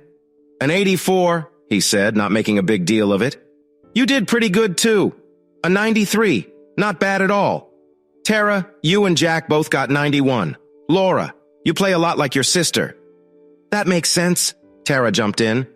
We both learned from the same guy. I thought you were taught by your ex, Jack asked. I was. We both were, Tara replied. Hold on, I know Tony's good, but he's not worth the flight from Atlanta to Chicago just for a lesson. The two sisters laughed. No, I've lived in Chicago all my life, Laura said. Till last year we were just a few blocks apart. Having a pro golfer as a brother-in-law is the next best thing. Free lessons until she stopped, remembering they were talking about her sister's ex-husband. She remembered Tara's pain during the divorce. "I'm sorry," she said, taking her sister's hand. "I didn't mean to bring him up." "It's okay," Tara cut in. "I've moved on." She glanced at Jack and Ken. "After we split, I didn't want his name spoken around me. Our thing ended as he started something new. One day, sick from work, I walked in on them. What a shock." "What did you do?" Jack asked. "I left him, of course, but what did you do right then?" Ken saw Jack was about to mess up and cut in. "Wow, that must have been hard, Tara." She just nodded. "It was. At first, I was so into him. He was thrilling and full of life. He dreamed of competing with the best. After 3 tries, he couldn't make it in Q school. It really hit him hard when he took the teaching job at 7 Winds. He started to not care about much, me included." "I'm sorry," Ken said again. "Me too," Jack added. "But that was a while back." Tara didn't want to talk more about her split. So Ken turned the talk to Laura. "So, why'd you move to Atlanta? I work for Guys and Dolls, a clothes shop. I ran our Chicago store before. Last year they offered me a bigger job, but I had to move to Atlanta." "And your husband?" Jack asked. "Did he just leave his job?" "My husband helps companies work faster and better, making them more money. He mostly works from home, but travels a lot." "So, moving wasn't a big deal for him," Tara said. "Got kids?" Jack put in. "Ah, yes," she said, grabbing her purse. "They're my world." Laura showed off her kids' photos with pride. "You have a lovely family," Jack said, pulling out his wallet. "Here's mine," he said. Tara went next. Then both women looked at Ken. Jack knew it was a touchy topic and tried to steer the chat to golf so Ken wouldn't have to share his sad story. But Laura didn't get it. "What about you, Ken? Kids?" He thought about just saying no and moving on. But like Terry's divorce, it was way back and didn't hurt as much now. "No. My wife Jennifer was expecting after our 2nd year, but we lost the baby at 7 months. She was very sad for about a year after. Both of them went to help groups and learned to deal with it. But Jen won't try again. She's been on pills to stop a baby since then." Both friends were shocked. "Ken, I'm so sorry," they said at the same time. "Thanks," he said back. "You never really move past something like that. You just learn to deal with it." Then his voice got a bit brighter as he reached for his wallet. "I do have a picture of my wife, though." "She's pretty," said Tara, looking closer at the picture. "Can I see?" asked Laura. Tara passed the picture to her. Only Tara saw the change in Laura's face. Since they were kids, Laura's mouth would tighten when she felt stressed. It was a small thing, but Tara always noticed it. "Yes," Laura said quickly, giving the picture back to Ken. "She's very pretty." The next morning, they all met for breakfast before their first game of golf. They had a game set for 7:20 in the morning and another from 4 to 12 in the afternoon. The next day was Sunday. They had a game in the late morning. Then they had to pack up and fly back to snowy Chicago. Except for Laura, who was going back to her husband and kids in Atlanta since Friday afternoon. All the while they talked about their families, Tara saw her sister acting quiet. She asked her about it that night, but Laura said she was just tired from the trip and playing golf right after getting off the plane. Tara took her word for it then, but it was a new day, and after a good night's sleep, she was still acting odd. Tara wanted to find out what was wrong with her sister, but knew she couldn't talk to her until the evening. They had a full day ahead of them. Around the same time Ken and the others were getting ready for their second game of golf for the day, Jen's phone rang back in Chicago. She wiped her eyes and tried to sound okay as she answered. "Hello? Hey, friend." Marge was all smiles when she saw her. "So, have you picked a movie for tonight?" "Marge, I'm sorry, I didn't even check." It was clear she couldn't hide her sadness. "Jen, are you crying?" "Marge, it's just, Ken hasn't called. I think he's drifting away." "Oh, Marge, what did I do?" "What do you mean? What did you do? Tell me what's up, Marge." "I did something really bad," she cried. "Jen, make some coffee and try to calm down. I'll be there in 20 minutes and you can tell me everything, okay?" She sniffed and then hung up. Tara and Laura were chilling on their hotel room balcony. After a full day with 36 holes of golf and dinner with Jack and Ken, it was time to relax with wine and catch up. For Tara, more urgent was figuring out why Laura acted weird around Ken. "Come on, tell me what's going on. You had a look when you saw Ken's wife's photo, and all day you've been off, especially around Ken. Do you know his wife?" If I tell you, you must swear to keep it a secret from everyone. Can you do that? Yes, of course, I promise. Laura looked into her wine, about to speak when the phone rang. Wait, Tara said. Answering the call, she saw it was Ken. She switched to speakerphone. Hey, Ken, what's happening? Hi, Ken, Laura said, a bit unsure. Hey there, he greeted them. Looking at tomorrow, we've got some free time before we go. So I was thinking, how about we grab dinner one last time before we all head home? I heard about this cozy spot not too far from here and thought it could be nice to check it out on our way to the airport. What do you think? I hear it's often busy. We'll need to book now if we're going. Tara looked at her sister and nodded. Laura liked the idea. Yeah, Kin, sounds like a good time, Tara said. I'm in, added Laura. Great, I'll call to book. Let's meet for breakfast tomorrow at 8:30. That'll give us enough time before our golf game. All right, Ken. See you then. They said bye, and Tara hung up the phone. He's a good guy, isn't he? Laura noted. Yeah, I'll miss hanging out with them, but I hope their friend can make it next time. They talked about him on the flight. They think he's getting better and might join in this summer. But let's talk about you. You've been off lately. I slept with his wife, Laura whispered, feeling guilty. What? You did what? Whose wife? Ken's wife, Jennifer. Wait, that doesn't add up. How did you even when? Right before I left Chicago, Bill and the kids were in Atlanta. I had to stay to train my replacement. I was staying at Water Tower Place, you know? Tara nodded, still trying to understand. So I was eating lunch at one of the places downstairs when Jennifer walked up to my table. She recognized me. I went out with her brother in high school. Couldn't believe she remembered. I remember Jerry had a sister but couldn't have told you her face. I asked about Jerry and we started chatting, so I told her to take a seat. She said she used to think I was the most pretty girl she had seen. That made me feel really good. I asked if she had eaten. When she said no, I said lunch was on me because of my work money. After she picked her food, we talked more. Laura, that still doesn't clear things up. Tara, you know how confused I was back in high school? I once thought I liked only girls, but I liked boys too. So, I figured I was okay with both. I really liked Jerry. He was tall and handsome.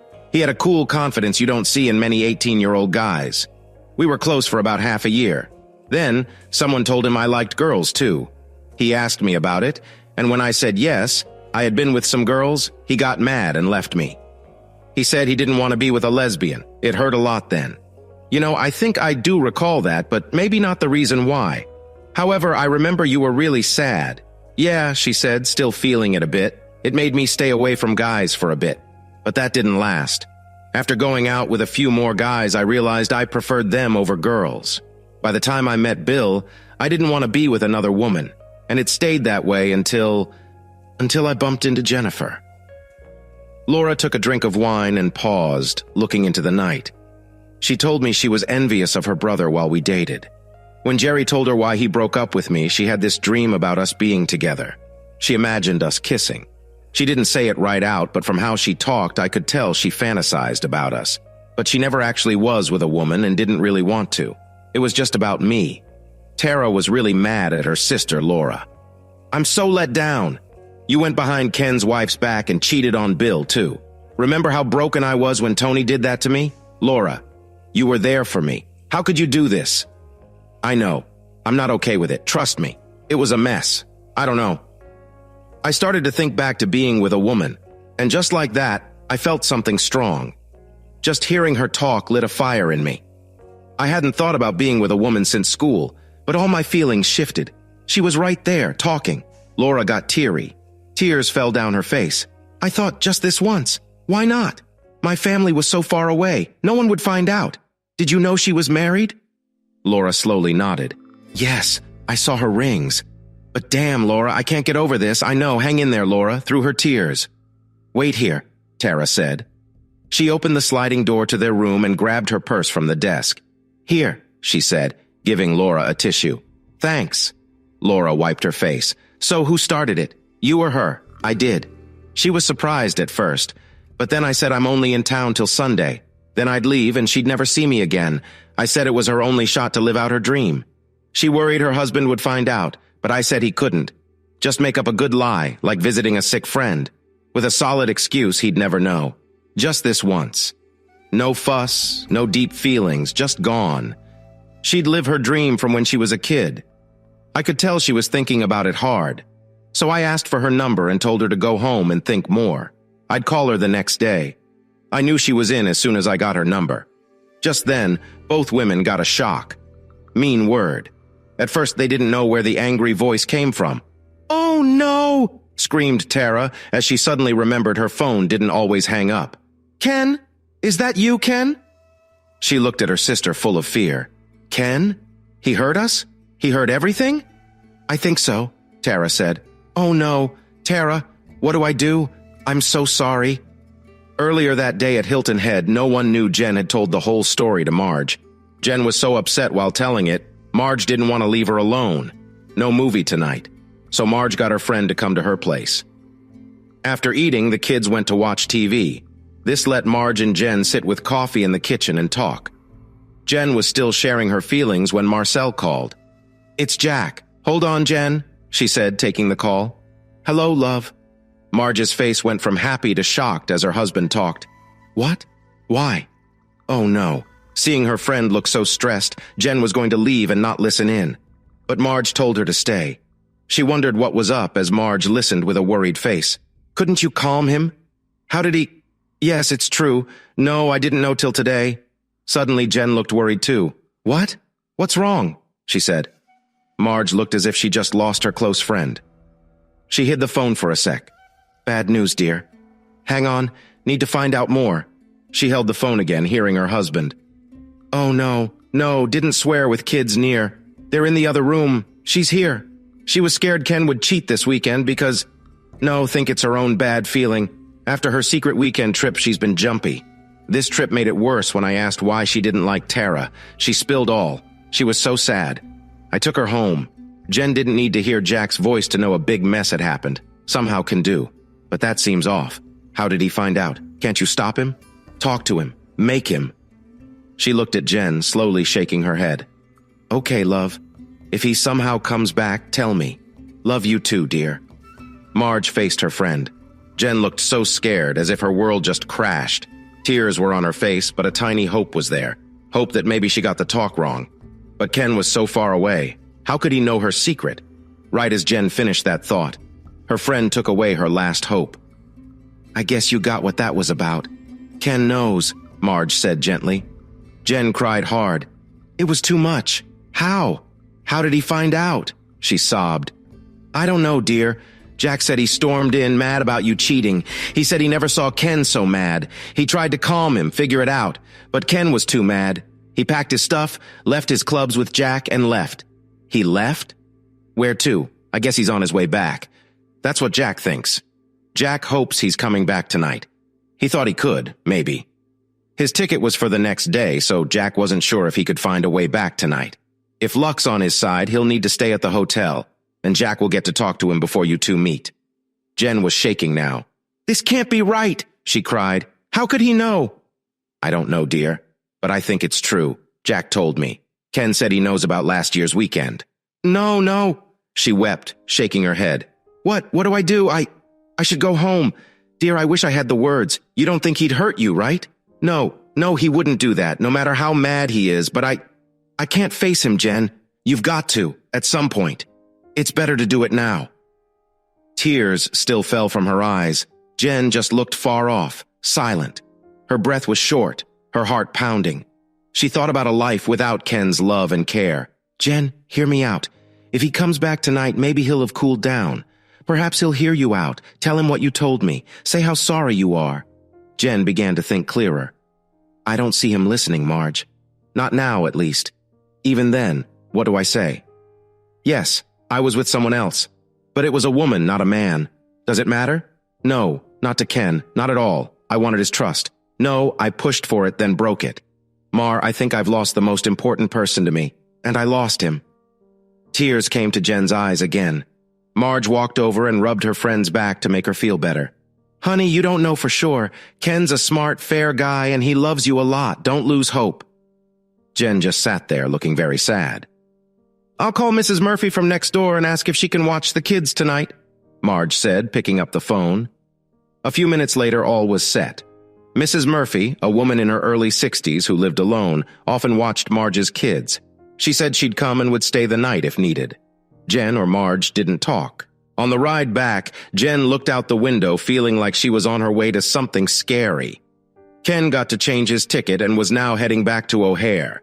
He sat in his seat looking troubled as people around him went on with their things, not seeing the sad person among them.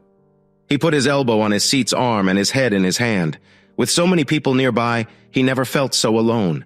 He was mixed up and hurt, mad, and he felt small, like a failure. He closed his eyes and thought back to a talk with his wife last spring. Trust her, he thought to himself. What a laugh. I didn't sleep with another man, she said. Silly, silly, silly. It never hit me to ask if she was with another woman. She knew I'd never think she'd do that. Yes, she's so... Without thinking, he took a deep breath and let it out slowly. How could she do this to me? To us. Doesn't matter if it's just in her head or with a man or woman. She knew what she was doing. He felt a tear start to fall and wiped it quickly. He looked around to see if anyone saw.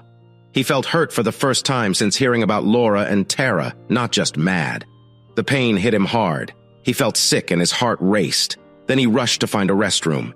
Ken knew what it meant to hurt. His mom died when he was just 15. But this felt worse. The woman he loved had lied and made fun of him.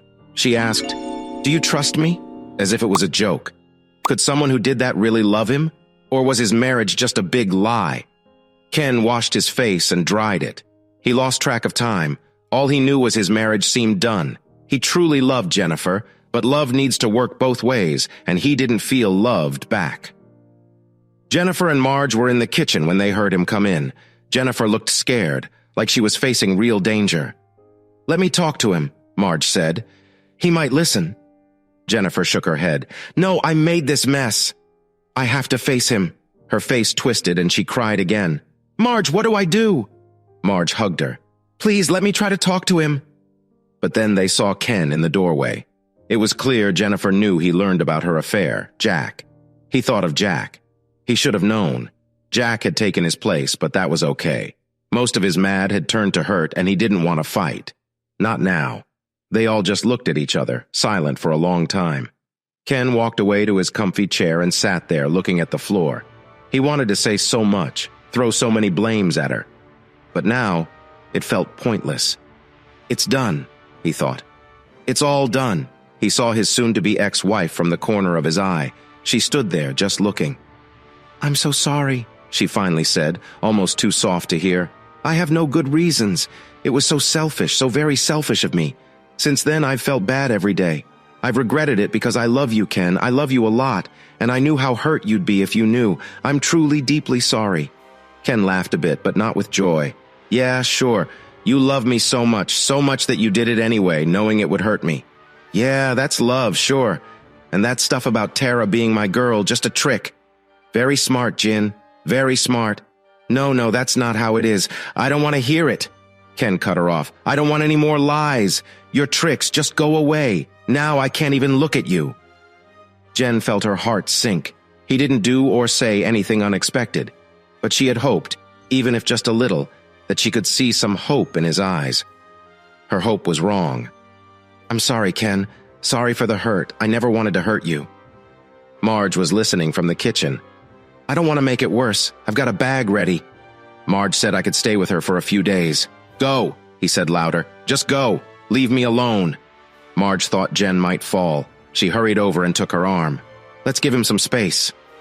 Ken heard them moving around, picking up Jen's bag from the closet, and then the front door opened and closed. "I love you," her soft voice said, as Marge helped her out. Ken couldn't move from his seat. He heard Marge start her car and drive off.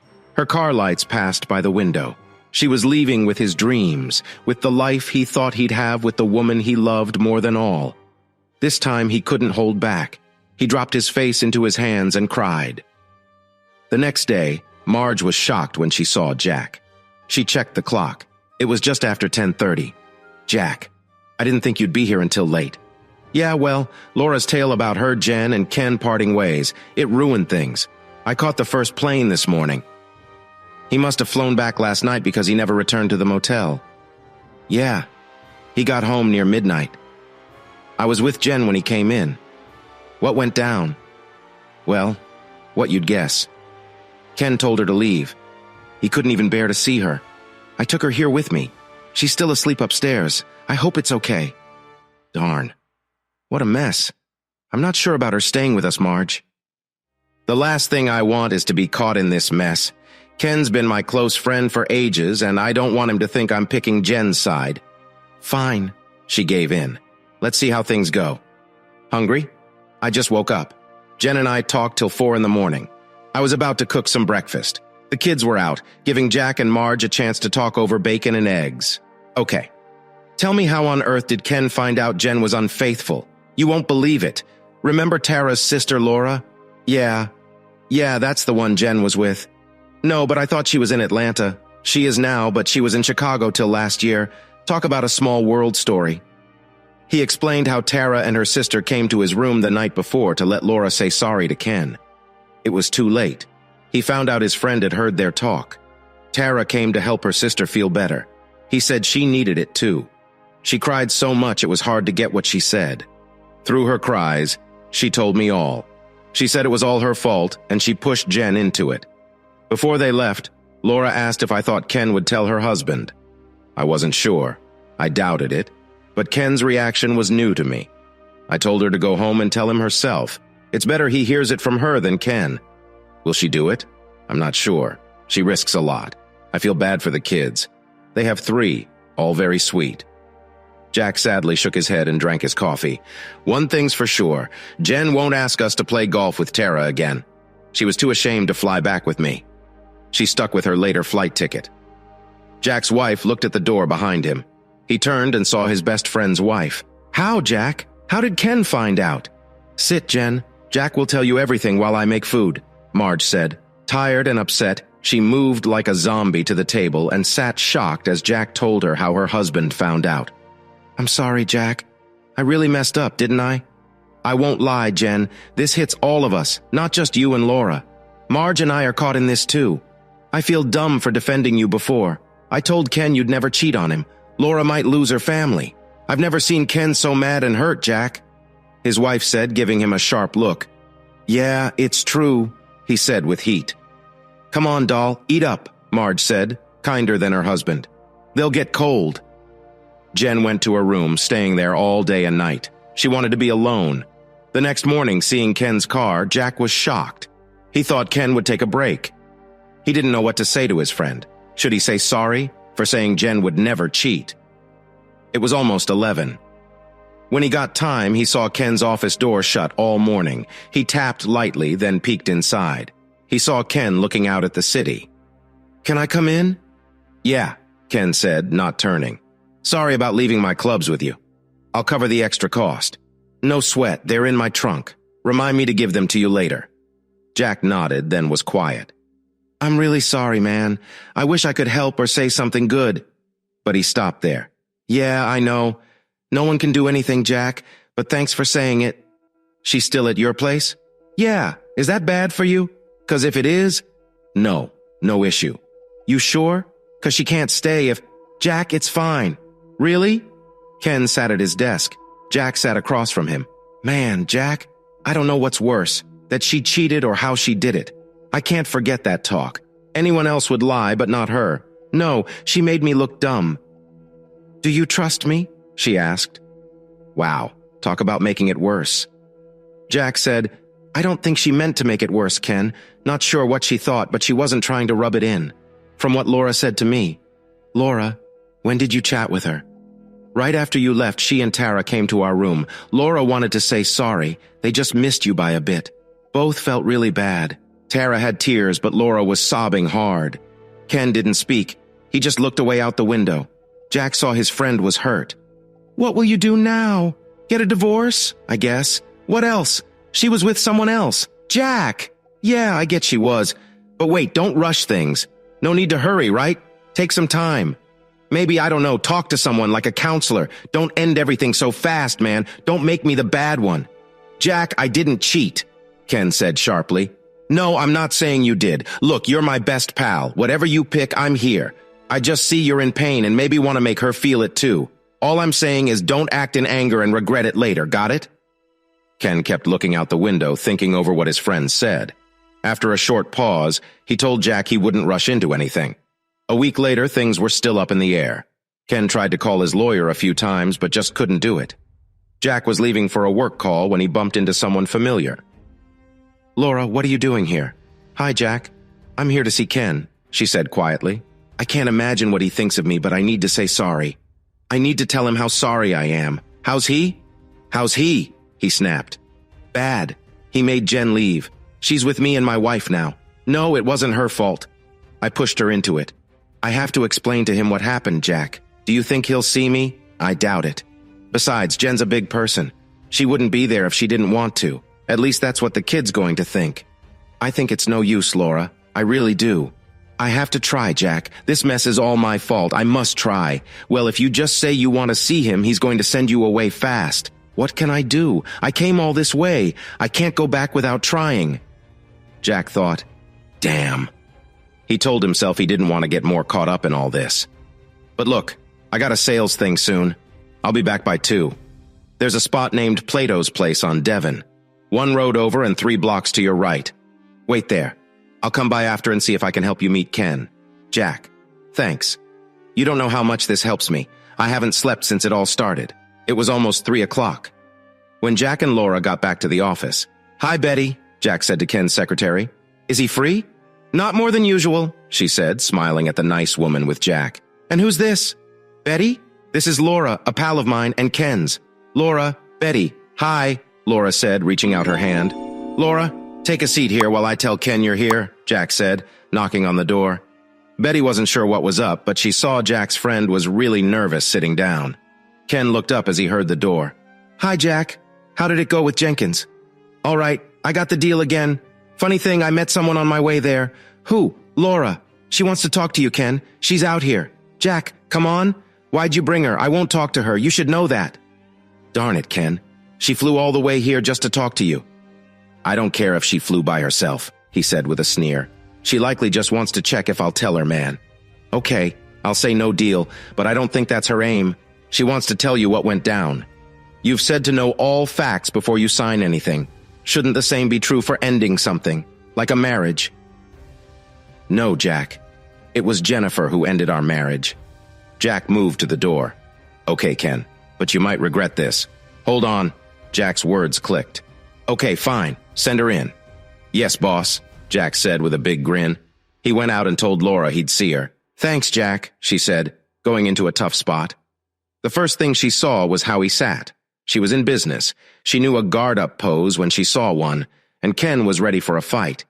She thought of shaking hands, but guessed he wouldn't. She stood a bit away from his desk. "Thanks for letting me talk, Ken. Given what you might think, I'm grateful." Ken just leaned back, quiet.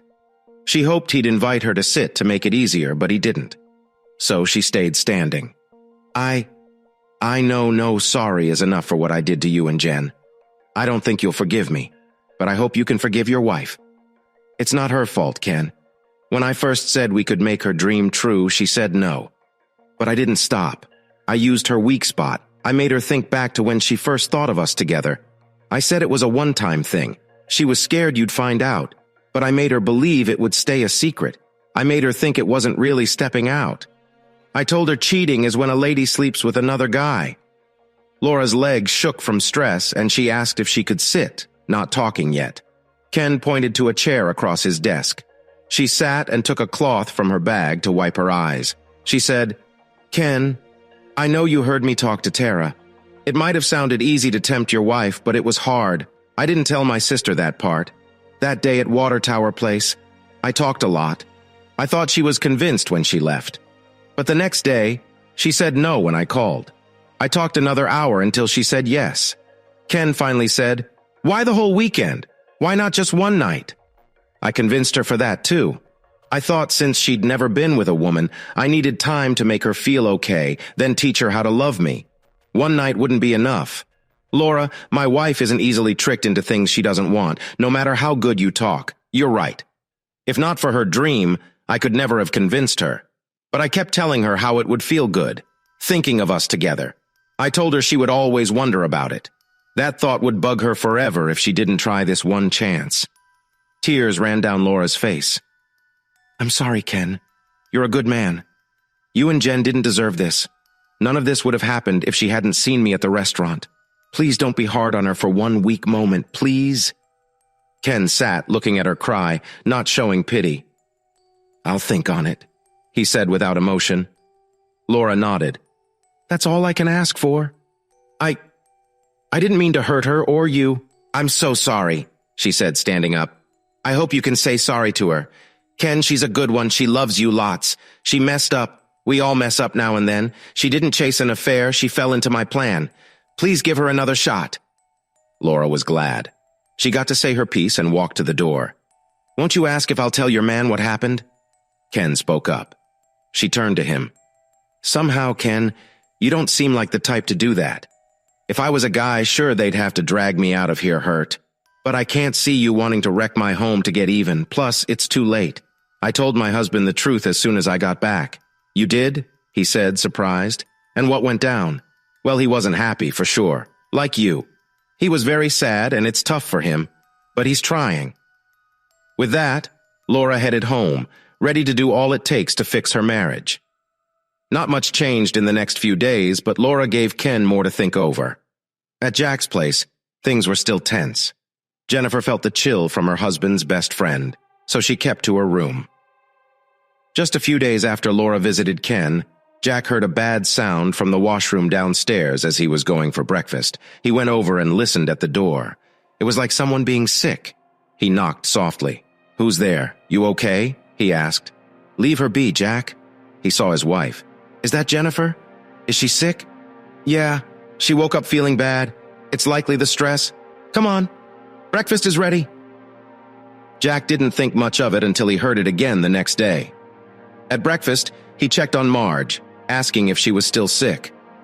If not better by tomorrow, he said. She needs to see a doc. Hope it's not catching. We can't have everyone sick. Marge agreed. 2 days later, with the kids at school, Jack, having eggs and bacon with his wife, asked, Did Jen see a doctor? She's got an appointment next week. Next week? She's been sick for days. She can't get one sooner? Marge didn't speak, making Jack worry. What? What is it? He was getting mad. Marge touched his hand to calm him. She's got a baby coming. A baby? Yes, a baby. Now Marge was mad. It's his, right? Of course, how could you ask that? She was upset. Hey, she cheated with a woman. Who says not with a man, too? Jack, that's not fair. Trust is key, and blaming without reason isn't right. You lie once, and all trust is gone. It's sad but true, Marge.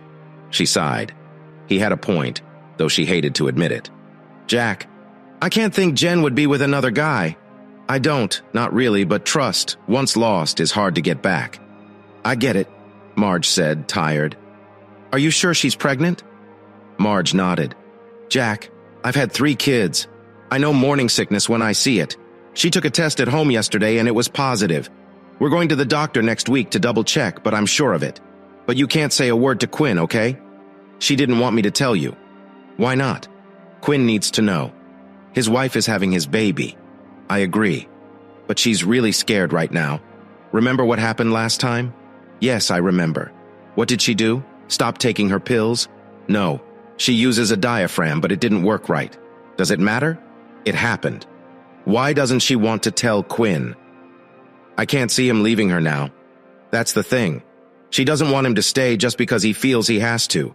If they stay together, she wants it to be because he really loves her, and not just out of duty. Well, that's good of her. But it's clear. He's going to feel it's his duty. Do you think Quinn would leave his own child? Even if he started a divorce, it wouldn't be done for 6 months. She'll be showing by then. She can't hide this for long, and he can stop the divorce any time. Marge thought it over. You're right. She's just not thinking straight right now. But I can't keep this from Quinn and make him even madder. And even though Ed's upset, he still loves her. She'll need him, Marge. I think he's just looking for a reason to come back. And this is surely it. That day was busy at work for both Jack and Quinn. Near the end of the day, Jack asked his friend to grab a drink. Quinn thought it was a great idea. It had been a tough day and relaxing sounded good. He didn't know Jack wanted to talk about something important until he suggested sitting at a table instead of the bar. They ordered drinks before Jack began to talk. "I gotta ask, buddy. Made up your mind yet?" Ken glanced at the server coming with their beers and nodded he'd wait till she left before talking. Truth is, he hadn't decided. Though he couldn't see trusting her again, the thought of leaving her tore at him. He still loved her, despite the hurt. A sip of beer gave him a moment before he answered Jack. "No, I haven't, Jack." Laura tried saying sorry, taking all the blame, but it wasn't just her. Jen knew what she was doing going off that weekend, and what bugs me even more than what she did is how she did it. All that talk of trust. "You say she didn't mean to hurt me, but I can't see it any other way. But you know me, not the type to give up. On anything, especially not my marriage. Maybe we need help." He took another drink. Why is this a problem now? Jack was torn. He wanted the best for his friend, but was unsure what that was. He knew Ken loved her, but was taking Jennifer back really good for him. Yet he couldn't keep secrets. It would only make things worse. No, not a problem. But yeah, maybe it is.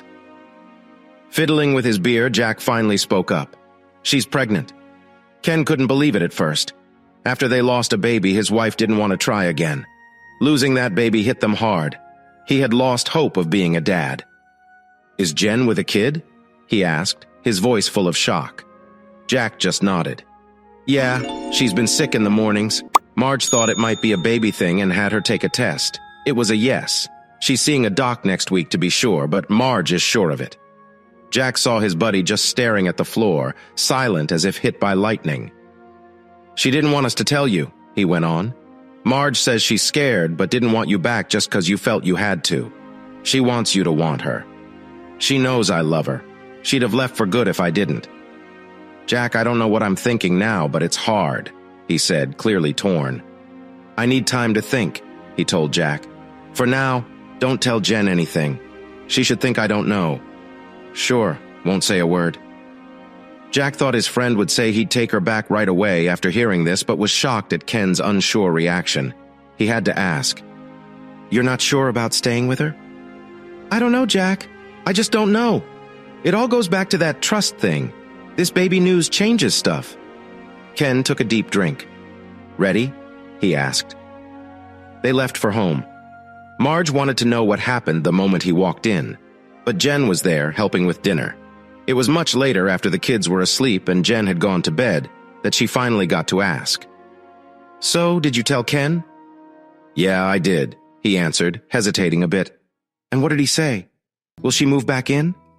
"He didn't take it how I thought. He talked about maybe seeing someone to talk to, but said he needed to think more. He was really thinking of leaving her for good. It shocked me the way he talked. He believed she was showing him up when she asked him to trust her back. To him, that was the worst kind of betrayal. He just couldn't let it go. For the first time since the mess started, both Marge and Jack had to think their friends might split up. My God, Jack, what will she do if he leaves her? It will break her. I know, love, but it's not our choice. We'll help her as much as we can, but I won't turn on Ken. If we have to pick sides, you know where I am. I know, she said with a sad tone. I just never saw it coming to this. 3 days after Jack and Ken talked, Jen's phone rang. She shook with fear when she saw the caller ID. It felt like ages waiting for his call.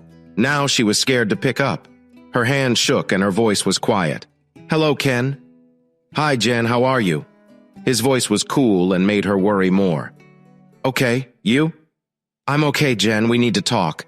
There's a lot I still need to know. I've thought about how to do this. I think we should see a pro. A counselor, probably for married folks. To Jen, this was the best news in a long time. She wasn't sure which questions he meant, but any chance to say sorry was good. She'd do anything, even kiss his feet if needed. She agreed fast to his plan and said she'd meet him whenever, wherever he wished. Okay, I'll look for a good one and call you back. Ken. She spoke fast before he could hang up. Yes? I'm so sorry for all this. I love you so much. Is all he said before the line went dead. Ken had big problems. Not trusting her was the worst. Could he ever trust her again? He had a plan to find out. Maybe it wouldn't fix everything, but it would help. Unless she lied again. Then it would all be over. They talked, and soon Jen's phone rang. She didn't know the number. "Hello?" she said, a bit unsure. "Hello? Is this Jennifer Ryan?" "Yes, I'm Jennifer. Who's this?" "Miss Ryan, I'm Linda Wilson. I'm calling from Dr. Holds Jerome's office. Your husband set up some talking sessions for you two. Can I get a time for your first meeting?" Yes, she said, happy. "Anytime. The sooner the better." Linda said they'd each meet the doctor alone first for an hour, to share their side without the other getting upset. Ken had his meeting set for the next day. Jen took the last spot that morning. After hearing them, the doctor saw Jen didn't get the full picture. She thought it was all about her being with a woman, but hearing Ken, he saw it was more. Ken was shocked by how she looked at their first together meeting. She tried to look nice, but she was thin and looked tired. Dark circles were under her eyes and she was pale. She said hi in a weak voice, looking unsure. The past weeks were tough on her, it was clear. With the first steps done and both sitting down, the doctor began. "Mr. Ryan, after talking to you both, I see Mrs. Ryan doesn't see all the problems. So we'll start with you. Tell her what you shared with me." "Okay," said Ken. He began talking but looked at the floor, not at her. "I can almost get why you did it. Laura came to me a few days back and told me how hard she worked to get you into your little lesbian adventure. What I can't forgive is how you had to show it off to me. You showed me no respect at all." "What?" she almost yelled. "No, never." "Honey, I didn't. Please, Mrs. Ryan, let him finish. Thanks." He looked at the old man across from him. "Don't say no. Remember what you asked when we first talked? Do you trust me? You knew it hurt me. If you had made up any story about why you were gone for the weekend, I'd think, okay, she's trying not to hurt me. But no, you talked about trust. You made a fool of me and I believed it." Jin was now crying, using a tissue to dry her tears. Ken stopped talking. It was hard for her to speak through her cries, but she had to clear things up. "No, Ken, you're so wrong. It's not like that." The doctor tried to cut her off again, but Ken let her keep going. "Ken, I have no good reason for what I did. It was a terrible thing, the worst I've ever done, and I did it to the most important man in my life. I knew it was very bad, but I wanted it so much I couldn't stop myself. But our talk wasn't about not caring for you or showing off how I tricked you. I love and respect you more than any man I've ever known." When I saw Laura that day, all the past came rushing back. She wiped her eyes and kept going. "You know, my family doesn't like gay stuff. My brother isn't any better. I might think more open, but that doesn't change how the people I love would see me if they knew about my gay dreams. Jen, it's not about that. Please, let me talk. Listen, please." Ken sat, almost daring her to make her case. "I just want to share how I felt. When I was young, I felt bad and ashamed, but I couldn't stop myself. That day when I saw Laura in the cafe, she said it was a one-time thing and I'd never get another chance. She even said the word I thought then, fate. It was fate that brought us back together. I wanted it so much." Realizing what she said, she looked down, embarrassed. "I didn't mean it like that," she said. "Keep going," the doctor urged her, not even smiling at the slip. "All right, even though I knew my family, how you'd react if you found out I had to do it. I'd never get this chance again, and of course no one would ever know. You wouldn't. How could you?" Dr. Holt stopped tapping his desk when he saw she was losing track. "Why did you break your husband's trust then? Can you see how that would look to him? As if you were showing off your lie?" "Yes, I see that now. But then, I didn't think about it like that. I didn't mean to make you feel bad. The opposite. I did it this way because I couldn't lie to you. At first I considered it, but I just couldn't. For two reasons. One, I respect you too much to trick you with a lie. And two, I'm bad at lying. I couldn't risk messing up my own story. There was a lie. If you found out I lied, you wouldn't stop until you knew it all. I know you. If I just said, trust me, and kept quiet, you might never find out. Sure, you'd wonder and feel a bit hurt, but not as much as if you knew what I did. No, I thought just saying I had to leave without questions was safest. That's what I thought, at least." Jen's throat felt dry. The doctor gave her water, and she kept going. "It wasn't until I got home and saw the broken lamp. I got how much I hurt you. I really wanted to fix it, but you pushed me away. How can Jen fix what she broke?" The anger in his voice shocked her. "How do you fix someone's hurt, especially when you caused it? I don't know, she cried. I didn't get your pain. I thought you'd just be a bit annoyed. I'm sorry, Ken. Really sorry. Okay. The doctor said we're all very emotional. Let's take a break. Mr. Ryan, think about what Mrs. Ryan said. Does it make sense? Got questions? Ken thought hard about her words. To him, it kind of made sense. Maybe she didn't mean to make him look dumb, but trust was still a big issue. He just listened for now. Please believe me, she said, looking at him. I just wanted to hurt you less, hoping I could fix it when back. Of course, it didn't go as planned. She looked down again. The doctor cut in and asked Ken to share his feelings from that weekend, detailing all the hard emotions he endured. Jen cried more and kept saying sorry when it was her turn to speak. Both Ken and Dr. Strong could see and hear she meant it. She was really sorry. The doctor was good at his job. He made sure they both had time to share their thoughts. Ken waited until the end of the session to make his move. Jen, now I get why you did what you did, but if we got back together, one thing would still be missing. Kids. I know you were so sad when we lost our baby. Me too. But even though the doctor said it might not happen again, you won't even talk about trying one more time. Jen, I want kids too. If we stayed together, I'd want to try again. This was it. Her answer to his last point would decide everything. He had figured it out. She got pregnant the last time they were together, not even 5 weeks ago. A first baby can come late, she might think. She might try to trick him and get pregnant right away. Or will she tell the truth? She didn't know how big her next words were. She was playing with a used tissue. Telling him meant she might never know if he came back because of love or because he felt he had to. Well, she thought, can I ever be sure I have something to say? I didn't want to say it because I didn't want it to be why we got back together. But I'm already pregnant, Ken. She cried. I'm so scared. If I lose this one too, I don't think I can deal with losing another baby. For the last hour, Ken had been worried. To take her back, trust was key. Her telling him was a good sign. Ken stood up, walked over, and hugged his crying wife. He wasn't sure what to do yet, but he wasn't cold-hearted. He tried to calm her, rubbing her back and talking softly. It's okay, Jen. There's no way to think this baby won't be healthy. Right, Mrs. Ryan, said the doctor, joining in. Many women lose their first baby, but then have lots more without issues. I know, she said, tears still falling, but I'm so scared. The doctor gave her more water while Ken kept comforting her gently. Their time was up, but they were making good progress, so Dr. Holdren didn't rush them.